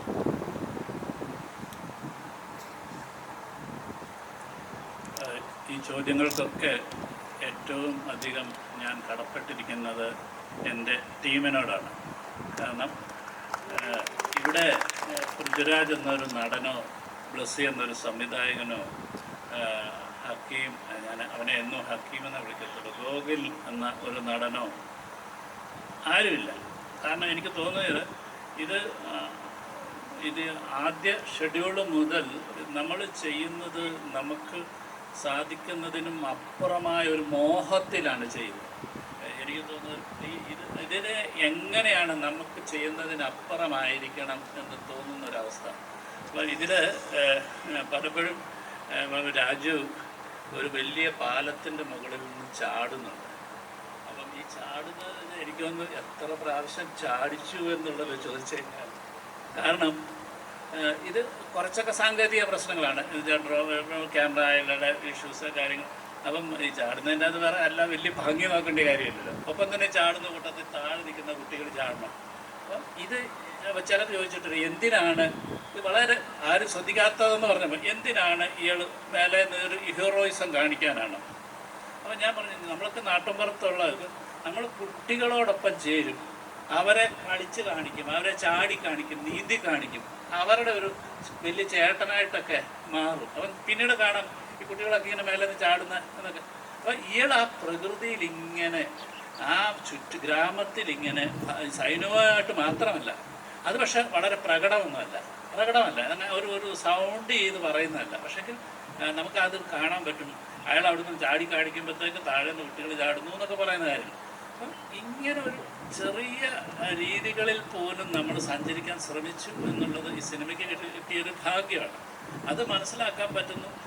നേരത്തെ പറഞ്ഞ പോലെ നമ്മൾ ഇതിൻ്റെ ഷൂട്ട് എന്ന് പറഞ്ഞാൽ അപൂർവമാണ്. ഇങ്ങനെ ഒരു ഷൂട്ട് നമുക്ക് എനിക്കൊന്നൊരു ഡിസൈൻ ചെയ്യുക എന്ന് പറഞ്ഞാൽ മലയാളത്തിൽ എനിക്ക് തോന്നുന്നില്ല. ഞങ്ങൾ ഇതുവരെ പറയാത്ത ചില കാര്യങ്ങളാണ് അതൊക്കെ എന്ന് പറഞ്ഞാൽ. ഞങ്ങൾക്ക് കൃത്യമായി ഒരു റിഹേഴ്സൽ ചെയ്യാൻ പറ്റത്തില്ല. കാരണം രാജു അവിടെ നിന്ന് നടന്നു വന്നു, ഹക്കീം അവിടെ നിന്ന് വന്നു, ഇവരെ കെട്ടിപ്പിടിച്ചു എന്ന് പറയുന്നത് ഇങ്ങനെ കാണിക്കാനേ പറ്റത്തുള്ളൂ. ഇവരവിടെ ബിഹേവ് ചെയ്യുക. അപ്പം ഇവരിലേക്ക് അത് എത്രത്തോളം, അതായത് നമ്മൾ ഈ ലൈറ്റൊക്കെ അടിച്ചിട്ടാണ് ഇതിൻ്റെ ഒരു പൊസിഷൻസ് വെക്കുക.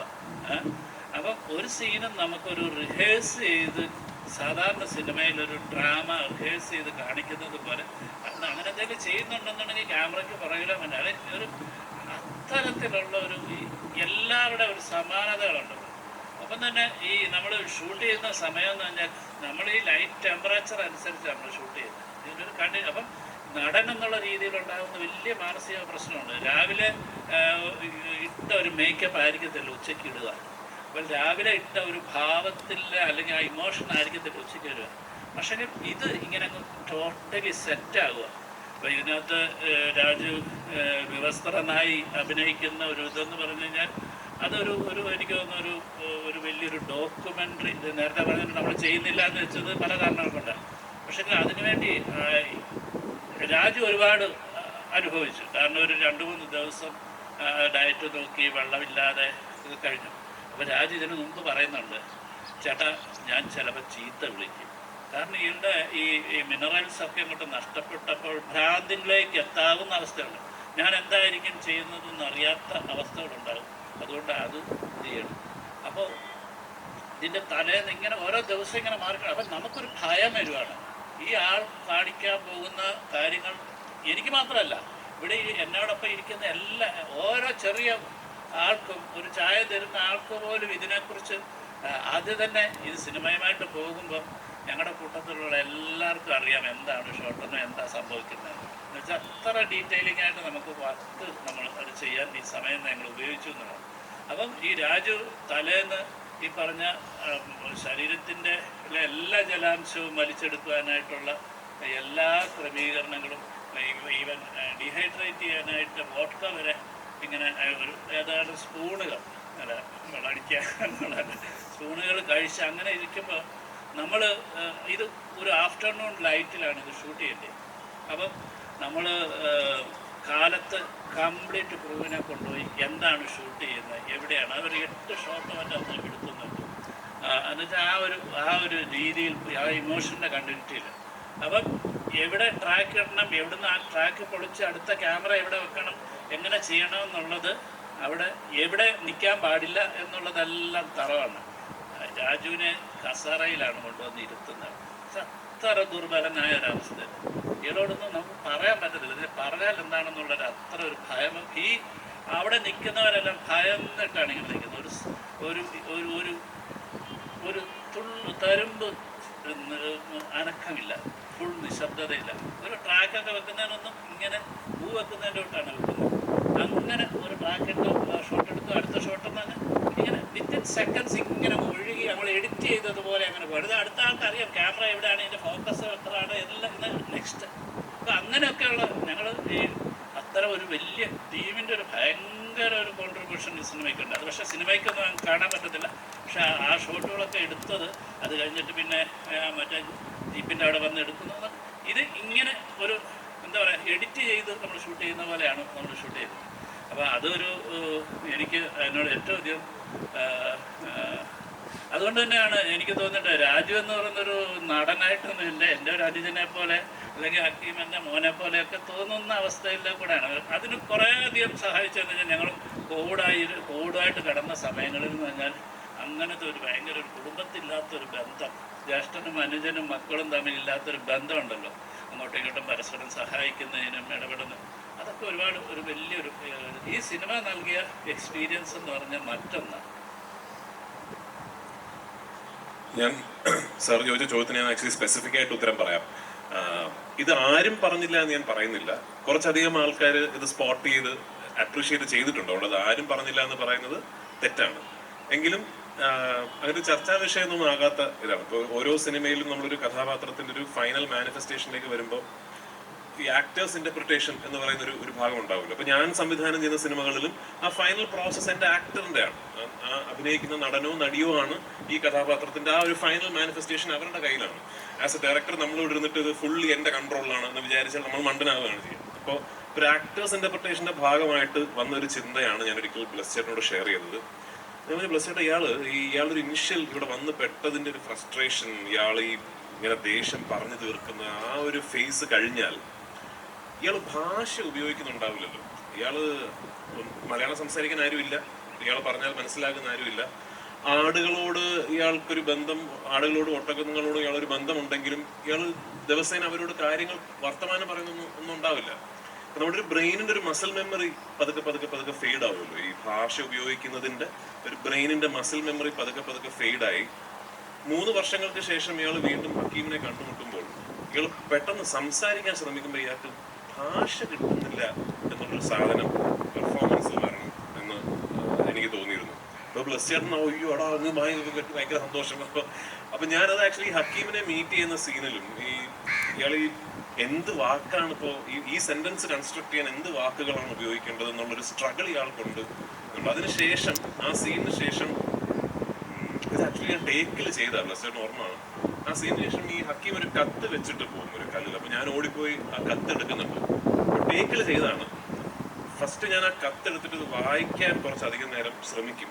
എനിക്ക് മനസ്സിലാവില്ല ഈ വാക്കുകൾ പിടികിട്ടുന്നില്ല. അപ്പൊ കുറച്ചധികം നേരം ഇതിങ്ങനെ പേപ്പറിൽ നോക്കിയിട്ടാണ് ഇത് തിരിച്ചാ പിടിച്ചിരിക്കുന്നതെന്ന് ഇയാൾക്ക് സ്പോട്ട് ചെയ്യാൻ പറ്റുന്നത്. അപ്പൊ അത് ഞാൻ അതൊരു ഡീറ്റെയിലിംഗ് അയാളുടെ ലാംഗ്വേജ് ഇയാൾക്ക് ആർട്ടിക്കുലേറ്റ് ചെയ്യാനുള്ള കേപ്പബിലിറ്റി ഇയാൾക്ക് നഷ്ടപ്പെട്ടു തുടങ്ങിയിട്ടുണ്ടായിരിക്കുമല്ലോ എന്നുള്ളൊരു ഡീറ്റെയിലിംഗ് ഞാൻ അത് പക്ഷെ കുറച്ച് ആൾക്കാർ സ്പോട്ട് ചെയ്ത് പറഞ്ഞു. പക്ഷെ അങ്ങനെ വലിയൊരു ചർച്ച വന്നില്ല. നമ്മൾ അവസാന ഒരു റൗണ്ടിലേക്ക് കടക്കുന്നതിന് മുമ്പ് ഞാനൊരു മാധ്യമ സമൂഹം, സാംസ്കാരിക സമൂഹം ഒക്കെ ഈ ഒരു മനോഹര ദൃശ്യ പരിപാടി അല്ലെങ്കിൽ പ്രോഡക്റ്റിനെ, ഞാൻ പ്രോഡക്റ്റ് എന്ന വാക്ക് തന്നെ പറയുകയാണ്, ലോകത്തിൻ്റെ മാർക്കറ്റിലേക്ക് പോകേണ്ട ഒരു പ്രോഡക്റ്റാണ്. ഒപ്പം ഇതൊരു കലാസൃഷ്ടി തന്നെയാണ്. ഇതെങ്ങനെയാണ് കേരള സമൂഹം ഇനി അടുത്ത ഘട്ടത്തിലേക്ക് കൊണ്ടുപോകേണ്ടത് എന്ന് നിങ്ങൾ എങ്ങനെയാണ് ആഗ്രഹിക്കുന്നത്? എന്താണ് ഞങ്ങൾ ചെയ്യേണ്ടതെന്ന് നിങ്ങൾക്ക് എന്തെങ്കിലും പറയാനുണ്ടോ? ഞങ്ങളോട്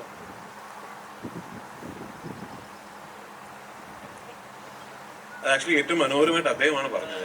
അതായത് ഏറ്റവും നന്നായിട്ട് ആർട്ടിക്കുലേറ്റ് അദ്ദേഹമാണ്. കാരണം എന്തുകൊണ്ട് ഇത്തരം ഇപ്പോൾ ഇദ്ദേഹം പറഞ്ഞതുപോലെ ഈ സിനിമയുടെ ഞാനും നേരത്തെ മെൻഷൻ ചെയ്തു, ഈ സിനിമ തിയേറ്ററിൽ ഇറങ്ങി തിയേറ്ററിക്കലി ഇതിനെന്ത് സംഭവിക്കണം അല്ലെങ്കിൽ എന്ത് കിട്ടണം എന്നുള്ളതിന് നമ്മൾ വലിയ സന്തോഷവാന്മാരാണ്. ഒരു മലയാള സിനിമാ ചരിത്രത്തിൽ തന്നെ വളരെ കുറച്ച് സിനിമകൾക്ക് കിട്ടിയ ഒരു സ്വീകാര്യതയാണ് ആടുജീവിതം എന്ന സിനിമയ്ക്ക് മലയാള സിനിമ പ്രേക്ഷകർ തന്നിരിക്കുന്നത്.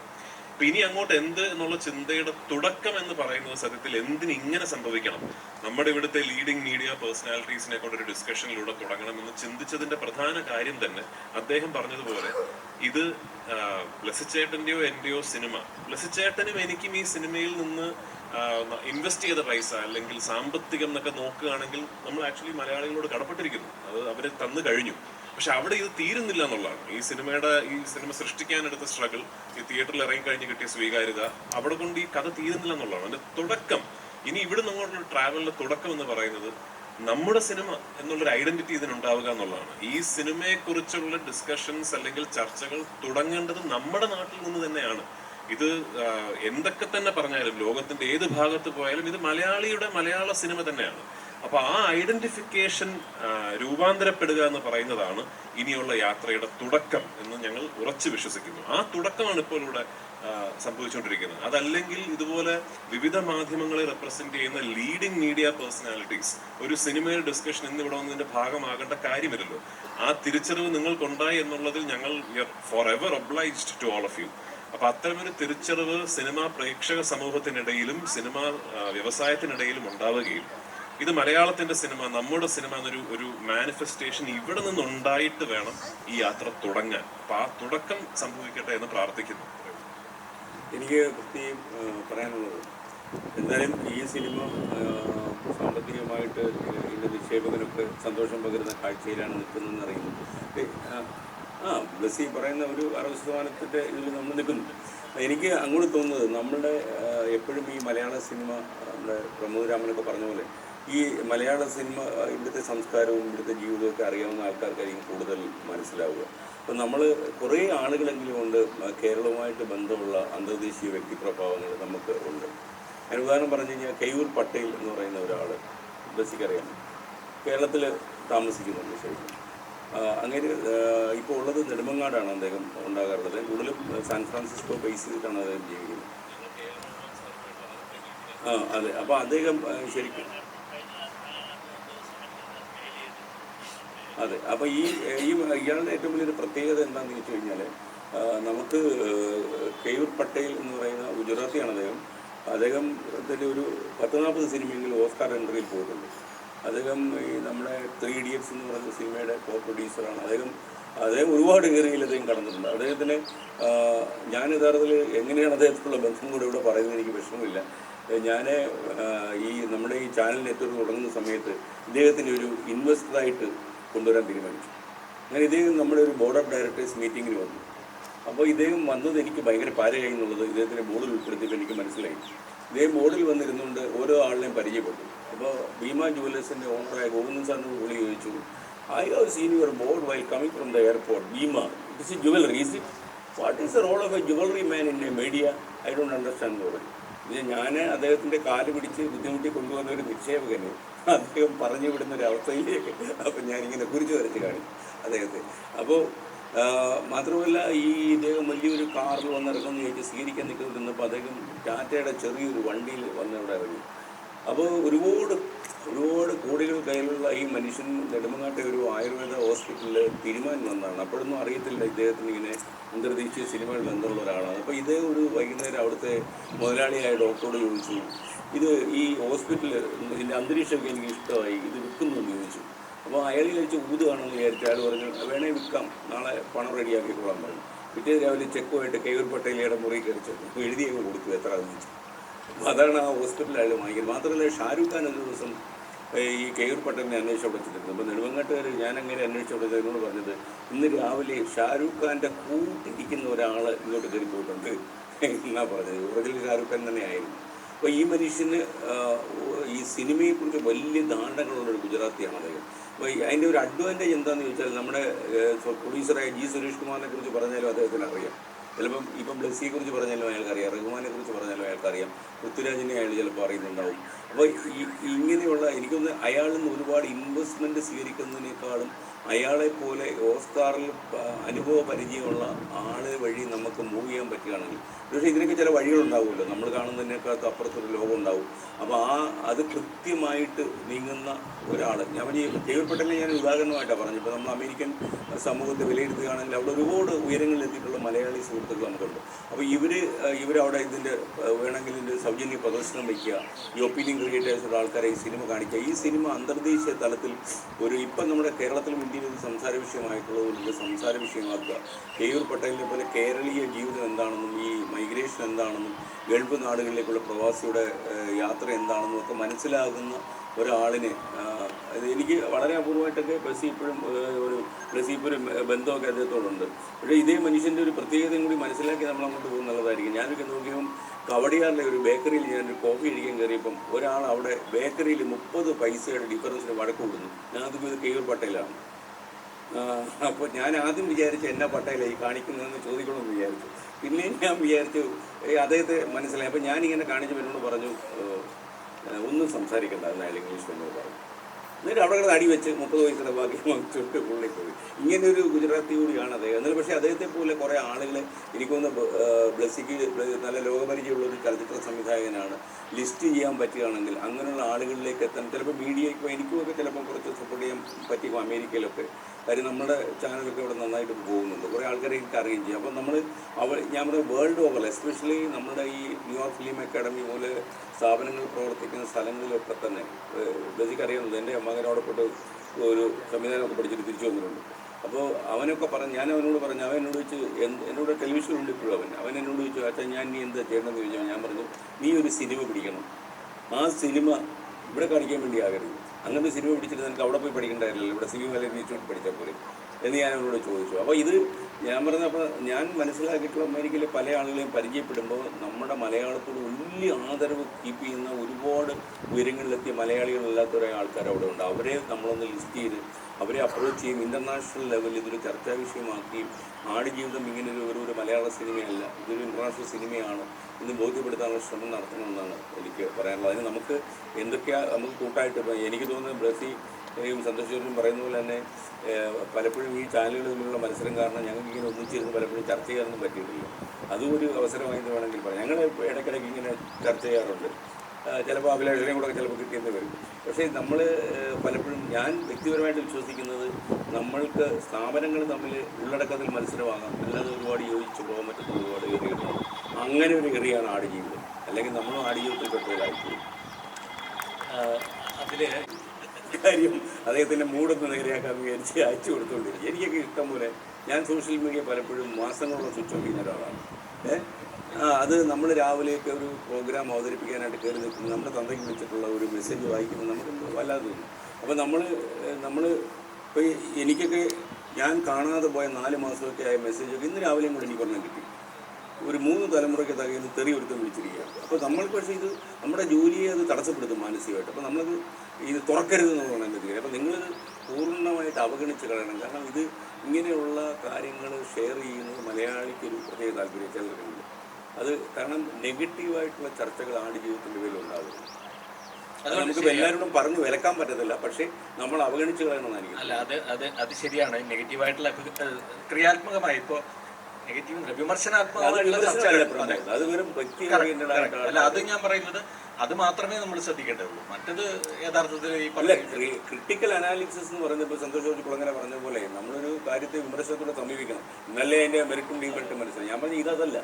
ഇതെന്ന് പറഞ്ഞാൽ പക്ഷപാതപരമായിട്ട് നമ്മൾ ചില മുൻവിധികളോട് നടത്തുന്ന ചില കമൻറ്റുകൾ, ഇവൻ അങ്ങനെയൊക്കെ ആയോ എന്ന് വെച്ചാൽ അങ്ങനെയുള്ള കമൻറ്റുകളൊക്കെ തീർച്ചയായിട്ടും. അപ്പോൾ ഞാൻ പറഞ്ഞു വന്നത് മറ്റൊരു കാര്യം എന്താ വെച്ചാൽ, ഇപ്പോൾ നമുക്ക് ഇന്റർനാഷണൽ ലെവലിൽ ഇതിനെ കൊണ്ടുപോകുന്ന സമയത്ത് ആടുജീവിതത്തിന് നമുക്കൊരു മുദ്ര ഈ പറഞ്ഞ രീതിയിൽ ഒരു അത് സിഗ്നിഫൈ ചെയ്യുന്ന എന്താണ് ആടുജീവിതം എന്ന് സിഗ്നിഫൈ ചെയ്യുന്ന ഒരു സംഗതി നമുക്ക് മുന്നോട്ട്. ഇപ്പം ഞാൻ പറയുന്നത് ഇപ്പോൾ അഭയാർത്ഥികളെ കുറിച്ചുള്ള നമ്മുടെ ഓർമ്മകൾ ആലോചിച്ച് കഴിഞ്ഞാൽ അതിനകത്ത് ഏറ്റവും പ്രധാനമായിട്ട് നമ്മുടെ കയ്യിൽ ഒരു ഷോട്ട് എന്ന് പറയുന്നത് ആ പടം അലൈൻ കുർദിയുടെ ആ തീരത്തടിഞ്ഞു കിടക്കുന്ന ആ കുട്ടിയുടെ പടമാണ് അല്ലേ. നമ്മളെല്ലാ കാലത്തും അത് ഏത് കാലത്തായാലും അതാണ് നമ്മുടെ മനസ്സിൽ വരുന്ന ചിത്രം. സമാനമായിട്ട് ഈ മൈഗ്രേഷനിലൂടെ ഇങ്ങനെ ഒരു അതിഭീകരമായ ജീവിതത്തിലേക്ക് എത്തിപ്പെട്ട ഒരാളെ ചിത്രീകരിക്കുന്ന ഒരു സിനിമ എന്നുള്ള നിലയിൽ അങ്ങനെ ഒരു മുദ്ര ഉണ്ടാക്കാൻ കഴിഞ്ഞാൽ അത് എല്ലാ കാലത്തും അത് നിലനിൽക്കും എന്നാണ് എനിക്ക് തോന്നുന്നത്. അത് ആ നിലയ്ക്ക് ആടുജീവിതം എന്ന് പറയുന്ന ടൈറ്റിലിന് ഭയങ്കരമായ സ്പേസ് ഉണ്ട്, കോൺടാക്ട് എന്ന് പറയുന്ന ഭയങ്കര സാധ്യതയുണ്ടെന്നാണ് എനിക്ക് തോന്നുന്നത്. അത് അത്യപൂർവമായൊരു സ്ട്രെങ്ത് അത്. തീർച്ചയായിട്ടും ഇവിടെ സൂചിപ്പിച്ച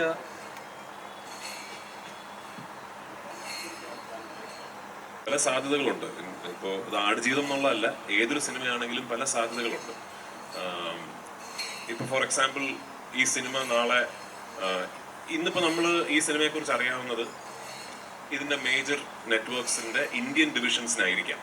ഇപ്പോൾ ഫോർ എക്സാമ്പിൾ നെറ്റ്ഫ്ലിക്സ് ഇന്ത്യ അല്ലെങ്കിൽ ആമസോൺ ഇന്ത്യ അല്ലെങ്കിൽ ഡിസ്നി ഇന്ത്യക്കായിരിക്കാം ഈ സിനിമയെക്കുറിച്ച് ഇന്ന് വളരെ വ്യക്തമായിട്ട് അറിയാവുന്നത്. ഇപ്പം അവിടെ നിന്നൊരാൾ ഇതൊരു ട്രൂലി ഒരു ഇൻ്റർനാഷണൽ സിനിമയാണ് എന്ന് പറഞ്ഞ് US-ലുള്ളവരുടെ ഹെഡിന് ഈ സിനിമ കാണിച്ചു കൊടുത്തു. അപ്പോൾ അവർ പറയുകയാണ് ഓക്കെ ഇതിനൊരു ലെജിറ്റിമേറ്റ് ചാൻസ് ഉണ്ട്, ഇതൊരു ഗ്ലോബൽ സിനിമയാകാൻ ഒരു ലെജിറ്റിമേറ്റ് ചാൻസ് ഉണ്ട്. We could potentially think of ഇതിൻ്റെ ഒരു ഓസ്കാർ അല്ലെങ്കിൽ ഇൻ്റർനാഷണൽ ക്യാമ്പയിൻ നമ്മൾ ഹോസ്റ്റ് ചെയ്യാം. ഓഫ്കോഴ്സ് ഇതിൻ്റെ ഡിജിറ്റൽ സ്ട്രീമിംഗ് കാര്യങ്ങൾ ഞങ്ങൾ ഓൺ ചെയ്യും. തുടർന്നുള്ള ഇതിൻ്റെ ആൻസിലറി റവന്യൂസ് അത്തരം ഇപ്പോൾ ഇതിനൊരു ഓസ്കാർ ക്യാമ്പയിൻ അല്ലെങ്കിൽ ഒരു നോമിനേഷൻ്റെ വക്കത്ത് വരെയൊക്കെ എത്തിയാൽ ഒരുപാട് ആൻസിലറി റവന്യൂ ചാനലുകൾ ഓപ്പൺ ചെയ്യപ്പെടും. അതെല്ലാം ഞങ്ങൾ ഓൺ ചെയ്യും എന്നൊക്കെ ഒരു കണ്ടീഷൻ അവർക്ക് വെച്ചേക്കാം. അതൊരു സാധ്യതയാണ്. സെക്കൻഡ്ലി, ഈ പറയുന്ന പോലെ ഏതെങ്കിലും ഒരു ഇന്റർനാഷണൽ ഫിലിം ഫെസ്റ്റിവലിൽ ഈ സിനിമ പ്രദർശിപ്പിക്കപ്പെടുകയും അവിടെ നിന്നൊരു ചർച്ച ഉണ്ടാവുകയും ഒരു ടെററിസ്റ്റ് എന്ന സിനിമ ഒരു ജോൺ മാൽക്കോവിച്ച് കണ്ട പോലെ അവിടെ വെച്ച് ഒരാളത് കാണുകയും ചെയ്ത് അങ്ങനെ ഒരു സാധ്യത ഉണ്ടായേക്കാം. പക്ഷെ ഈ സാധ്യതകൾക്കൊക്കെ തന്നെ തുടക്കം എന്ന് പറയുന്നത് ആക്ച്വലി ഇതാണ്. ഇപ്പോൾ പാരസൈറ്റ് എന്ന് പറഞ്ഞ സിനിമ അത് സൃഷ്ടിക്കപ്പെട്ട രാജ്യത്ത് അതിനെക്കുറിച്ച് ഭയങ്കരമായ ഒരു ചർച്ച ഉണ്ടാവുകയും അത് അവരുടെ ആ വർഷത്തെ ഏറ്റവും നല്ല സിനിമയാണെന്ന് അവിടെ ഒരു ഡിസ്കഷൻ ഉണ്ടാവുകയും ക്രൗച്ചിങ് ടൈഗർ ഹിഡൻ ഡ്രാഗൺ എന്ന് പറഞ്ഞ സിനിമ ചൈനയിൽ ഭയങ്കരമായിട്ട് ഒരു ചർച്ച ഉണ്ടാകുകയും ചെയ്തതിൻ്റെ ഒരു ഓഫ് ഷൂട്ടായിട്ടാണ് പിന്നീട് ഇതെല്ലാം സംഭവിക്കുക. അപ്പൊ ഇതിന് തുടക്കം ഇത് തന്നെയാണ്. തുടർന്ന് ഇനി അങ്ങോട്ട് ഇതിന് പല മാർഗങ്ങളും ഉണ്ട്. അതിന് ഈശ്വരൻ അനുഗ്രഹിക്കട്ടെ, അതിനൊരു ഭാഗ്യം ഉണ്ടാകട്ടെ എന്ന് കരുതുന്നു. എനിക്ക് തോന്നുന്നത് ഇപ്പോൾ നമ്മുടെ സിനിമ എന്നുള്ള നിലയിലുള്ള ചർച്ച ഇവിടെ സ്വാഭാവികമായി തന്നെ ഉണ്ടാവും. കാരണം ഇതിനൊരു നോമിനേഷൻ കിട്ടുകയാണെങ്കിൽ അതല്ലെങ്കിൽ ഏതെങ്കിലും ഒരു ഫോറത്തിൽ കോമ്പീറ്റ് ചെയ്യപ്പെടുമ്പോൾ സ്വാഭാവികമായും മലയാളികൾ ആ നിലയ്ക്ക് തന്നെയാണ് ചിന്തിക്കുക. അതിപ്പോൾ നമ്മൾ സോഷ്യൽ മീഡിയ എടുത്താൽ ഈവൻ സിനിമ കാണാത്ത ആളുകൾ പോലും സപ്പോർട്ട് ചെയ്യുമെന്നാണ് എനിക്ക് തോന്നുന്നത്. പിന്നെ മറ്റൊരു തരത്തിൽ ഗ്ലോബലി ചർച്ച ചെയ്യപ്പെടാൻ ഇപ്പോൾ പല രാജ്യങ്ങളിലും ഇന്ത്യൻ ഡയസ്പോറ വളരെ വളരെ വളരെ ശക്തമാണ്. പലയിടത്തും നെറ്റ്വർക്കാണ്. ഇവർക്ക് രണ്ടുപേർക്കും അത് നന്നായിട്ട് അറിയുകയും ചെയ്യും. ഇപ്പോൾ 24 ന്യൂസൊക്കെ ഞാൻ ഒരിക്കൽ അമേരിക്ക പോയപ്പോൾ വലിയ തോതിൽ അവിടെ അവർ തന്നെ സ്വന്തമായിട്ട് ക്യാമ്പയിൻ ചെയ്യുന്ന മരം നടൽ പോലെ അല്ലെങ്കിൽ മാരത്തോൺ പോലെ സ്വന്തം എന്ന് വെച്ചാൽ അവിടുത്തെ മലയാളികൾ തന്നെ എല്ലാ സ്റ്റേറ്റിലും ഉള്ള മലയാളികൾ ഒരു നെറ്റ്വർക്കായി അവർക്ക് ആ നിലയ്ക്ക് കമ്മ്യൂണിക്കേറ്റ് ചെയ്യാൻ കഴിയുന്ന വിധത്തിലുള്ള സംഗതിയുണ്ട്. അപ്പോൾ അത്തരം ഇടങ്ങളിലൊക്കെ സ്ക്രീനിങ്ങുകളോ അവിടെ ആ നിലയ്ക്ക് നമ്മുടെ കമ്മ്യൂണിറ്റി അത് ചർച്ച ചെയ്യുകയാണെന്നുണ്ടെങ്കിൽ അത് കുറച്ചുകൂടി അടുത്ത ലെവലിലേക്ക് അവരുടെ സ്വാഭാവികമായി അവരുടെ കോവർക്കേഴ്സ് അതല്ലെങ്കിൽ അവർക്ക് സ്വാധീനിക്കാൻ കഴിയുന്ന ആളുകൾ ഞാൻ പറഞ്ഞത് സാധാരണ ജനങ്ങൾ. അപ്പോൾ ആ നിലയ്ക്ക് അത് അങ്ങനെ ഒരു ചർച്ചയായി മറ്റിടങ്ങളിൽ ശ്രദ്ധിക്കപ്പെടുക എന്നൊരു പോസിബിലിറ്റി കൂടി നോക്കേണ്ടതാണ്. ഒപ്പം അതുപോലെ തന്നെ ഫെസ്റ്റിവൽസ് ഒരു പ്രധാനപ്പെട്ട കാര്യമാണെന്ന് തോന്നുന്നു. നമ്മുടെ തന്നെ പല ഫിലിംസും ഇതുപോലെ ഫെസ്റ്റിവൽസിൽ ചർച്ചയായ സാഹചര്യമുണ്ടല്ലോ. അപ്പോൾ ഫെസ്റ്റിവലുകൾ ഇതൊക്കെ നടക്കും. ഒപ്പം ഇപ്പം ഇവിടുത്തെ മീഡിയ ഇക്കോസിസ്റ്റത്തിന് ചെയ്യാൻ കഴിയുന്നത് ഇനിയിപ്പോൾ എന്തായാലും ഈ സിനിമയുമായി ബന്ധപ്പെട്ട കേരളത്തിൽ മിക്കവാറും ആളുകൾ കണ്ടു കഴിഞ്ഞു, അല്ലെങ്കിൽ ആ ഒരു എപ്പിസോഡ് അവസാനിച്ചു എന്ന് എനിക്ക് തോന്നുന്നു, അല്ലെങ്കിൽ കുറച്ച് ദിവസം കൂടിയല്ലേ ഉണ്ടാവുള്ളൂ. അതിനപ്പുറത്ത് ഓരോരോ ഇവന്റ് വരുമ്പോഴും അതിനെ എങ്ങനെ സപ്പോർട്ട് ചെയ്യാം എന്നുള്ളതാണ് കേരളത്തിലെ മീഡിയ ഇക്കോസിസ്റ്റത്തിന് ചെയ്യാൻ പറ്റുന്ന ഒരു കാര്യം. അതുപോലെ എനിക്ക് തോന്നുന്നത് എനിക്ക് തോന്നിയ വേറെ കാര്യം, ഇപ്പം പൃഥ്വിരാജ് നിയമങ്ങൾ സംസ്കരിക്കുന്നത് അത് പറക്കുന്ന നിയമമാണ്. അപ്പം നമ്മൾ അതിന് ശരിക്കും സബ് ടൈറ്റിലിംഗ് ചെയ്തിട്ടില്ല. അപ്പോൾ ഇത് ആരാണ് ഭാവിയിൽ ഇത് കാണാൻ പോകുന്ന അറിയില്ല. ഇപ്പോൾ ഒരു വേഷം ചെയ്ത ആക്ടർ അതിൻ്റെ ഒറിജിനൽ ആളിനെ കണ്ടെത്തുന്ന രീതിയിലുള്ള ഒരു ഡീറ്റെയിൽസാണ് അതിൽ പോകുന്നതെങ്കിൽ അതൊരു കൗതുകമാണ് ആൾക്കാർ. ഇപ്പോൾ ഈ സിനിമയെക്കുറിച്ച് ഒന്നും അറിയാത്ത ഒരാൾ പോലും, നമ്മൾ ഉദ്ദേശിക്കുന്ന ഒരു മലയാളി ഓഡിയൻസ് അല്ലേ നമ്മൾ കേരളത്തിന് പുറത്തോ ഇന്ത്യക്ക് പുറത്തോ ജീവിക്കുന്ന ആളുകളിലേക്ക് എത്താൻ. ഇപ്പോൾ ഞാൻ ഉദാഹരണം പറഞ്ഞു കഴിഞ്ഞാൽ ശശി തരൂരിൻ്റെ ഒരു പ്രോഗ്രാം 24 വന്നു നേരത്തെ ഇലക്ഷൻ വരുന്നതിനൊക്കെ വളരെ മുമ്പാണ്. അപ്പോൾ ആ പ്രോഗ്രാം ഈ തരൂർ എന്നെ വിളിച്ചിട്ട് പറഞ്ഞു, നിങ്ങൾക്ക് ഇതൊന്ന് ഇംഗ്ലീഷ് സബ് ടൈറ്റിൽ ചെയ്ത് വിട്ടൂടെ, എൻ്റെ സുഹൃത്തുക്കളൊക്കെ മനസ്സിലാക്കാൻ പറ്റുന്നില്ല എന്ന് പറഞ്ഞു. അപ്പോൾ അയാളുടെ ഒരു ബയോഗ്രഫിക്കൽ സ്കെച്ചാണ്, ഒരു 5-6 ഭാഗമായിട്ട് പോയത് ഒരു സംഭവം. എന്നുവെച്ചാൽ അയാൾ ഈ ചെറിയ പ്രായത്തിലേക്ക് കാണിച്ച അത്ഭുതങ്ങളൊക്കെ അതിനകത്തുണ്ട്. അപ്പം ഞാനത് സബ് ടൈറ്റിൽ ചെയ്തിട്ടുണ്ട്. ഒരു US പൗരൻ അതിനെക്കുറിച്ച് അന്വേഷണം നടത്തിയായിരുന്നു. ഈ തരൂർ ഇപ്പോൾ എവിടെയാണ് എന്നൊക്കെ ചോദിച്ചു. എന്ന് വെച്ചാൽ അയാൾ അല്ലെങ്കിൽ ഒരിക്കലും ജീവിതത്തിൽ അന്വേഷിക്കാൻ പോലെ. അപ്പം നമ്മൾ ഉദ്ദേശിക്കാത്ത തലത്തിലേക്ക് ഇപ്പം നെറ്റിൻ്റെ സാധ്യത അതാണല്ലോ,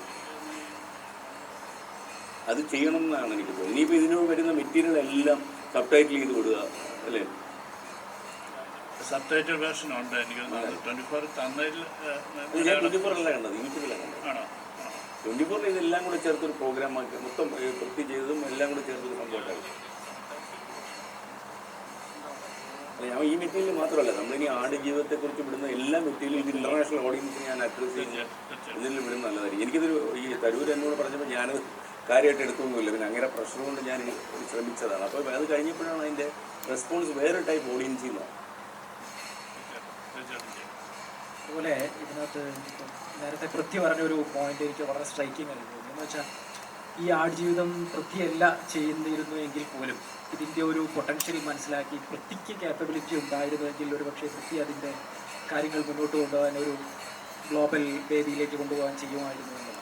ആ തോട്ട് പ്രോസസ്സ് ഇപ്പോൾ നമ്മളിവിടെ ഇരുന്ന് ചർച്ച ചെയ്യുമ്പോൾ നമുക്ക് എല്ലാവർക്കും അവർ മനസ്സ് വരുന്നു. ഇതേ രീതിയിൽ നമ്മുടെ ഫ്രറ്റേണിറ്റിക്കകത്ത്, ഫിലിം ഫ്രറ്റേണിറ്റിക്കകത്ത് മലയാളത്തിൽ ഇപ്പോൾ ഒരു ഉദാഹരണം പറയുകയാണെങ്കിൽ നമ്മൾ തൊട്ടപ്പുറത്ത് തമിഴ്നാട്ടിലോട്ട് നോക്കുകയാണെങ്കിൽ റീസെൻ്റ്ലി നമ്മൾ കണ്ട ഒരു ഓഡിയോ ലോഞ്ചോ അതോ സിനിമയുടെ പ്രമോഷനോ ഭാഗമായി നമ്മുടെ പൊന്നിയൻ സെൽവത്തിൻ്റെ നമ്മൾ ഓർക്കുന്ന ആ ഇൻഡസ്ട്രിയിലെ ഒരുമാതിരിപ്പെട്ട ജൂനിയർ സീനിയർ വ്യത്യാസമില്ലാതെ എല്ലാ താരങ്ങളും അടിയറ പ്രവർത്തകരും വന്ന് നിരന്നുവെന്ന ഇതിൻ്റെ പോസിബിലിറ്റി എനിക്കറിയില്ല. പക്ഷെ ഞാൻ ഈ ഒരു പ്ലാറ്റ്ഫോമിൻ്റെ ഒരു ചർച്ചയുടെ ഇമ്പോർട്ടൻസ് അതിൽ ഒക്കെ ഊന്നിക്കൊണ്ടാണ് എന്നുള്ളത് കൊണ്ട് മാത്രം പറയാം. അങ്ങനെ ഒരു സാധ്യതയെക്കുറിച്ച് ആരായാവുന്നതാണ്. ഇത് പോസിബിലിറ്റി എന്നുള്ള നിലയ്ക്ക് മാത്രം പരിഗണിച്ചാൽ മതി. പുറത്തു നിന്നുള്ള മറ്റ് എലമെൻറ്റുകളുടെ ഒക്കെ പിന്തുണയുടെ കൂടെ ഇവിടെ ഇതിനകത്ത് നിന്ന് തന്നെ ഒരു ഫോം നമ്മുടെ സിനിമ എന്നുള്ള ഒരു കൺസെപ്റ്റിലേക്ക് ഒരു ഫോർമേഷൻ ഉണ്ടാവുകയാണെങ്കിൽ നന്നാവും. ഈ നെക്സ്റ്റ് ഫ്യൂ ഡേയ്സിനുള്ളിൽ രജനീകാന്ത് സിനിമ കാണാനായിട്ട് ചോദിച്ചിട്ടുണ്ട്. അങ്ങനെയുള്ള അപൂർവമായി ചിലരെങ്കിലുമൊക്കെ ഇങ്ങോട്ട് ആവശ്യപ്പെടുന്നുണ്ട്.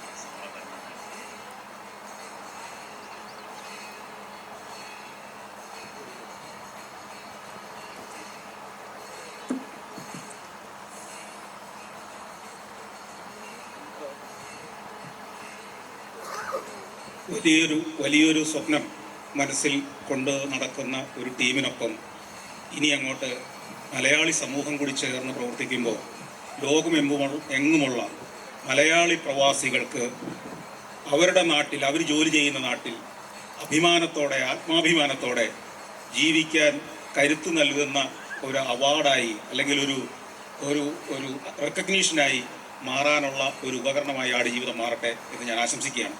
കാരണം ലോകമെങ്ങും മലയാളികൾ എത്തുന്നുണ്ട്, അവിടെയൊക്കെ തൊഴിലെടുത്ത് ജീവിക്കുന്നുണ്ട്.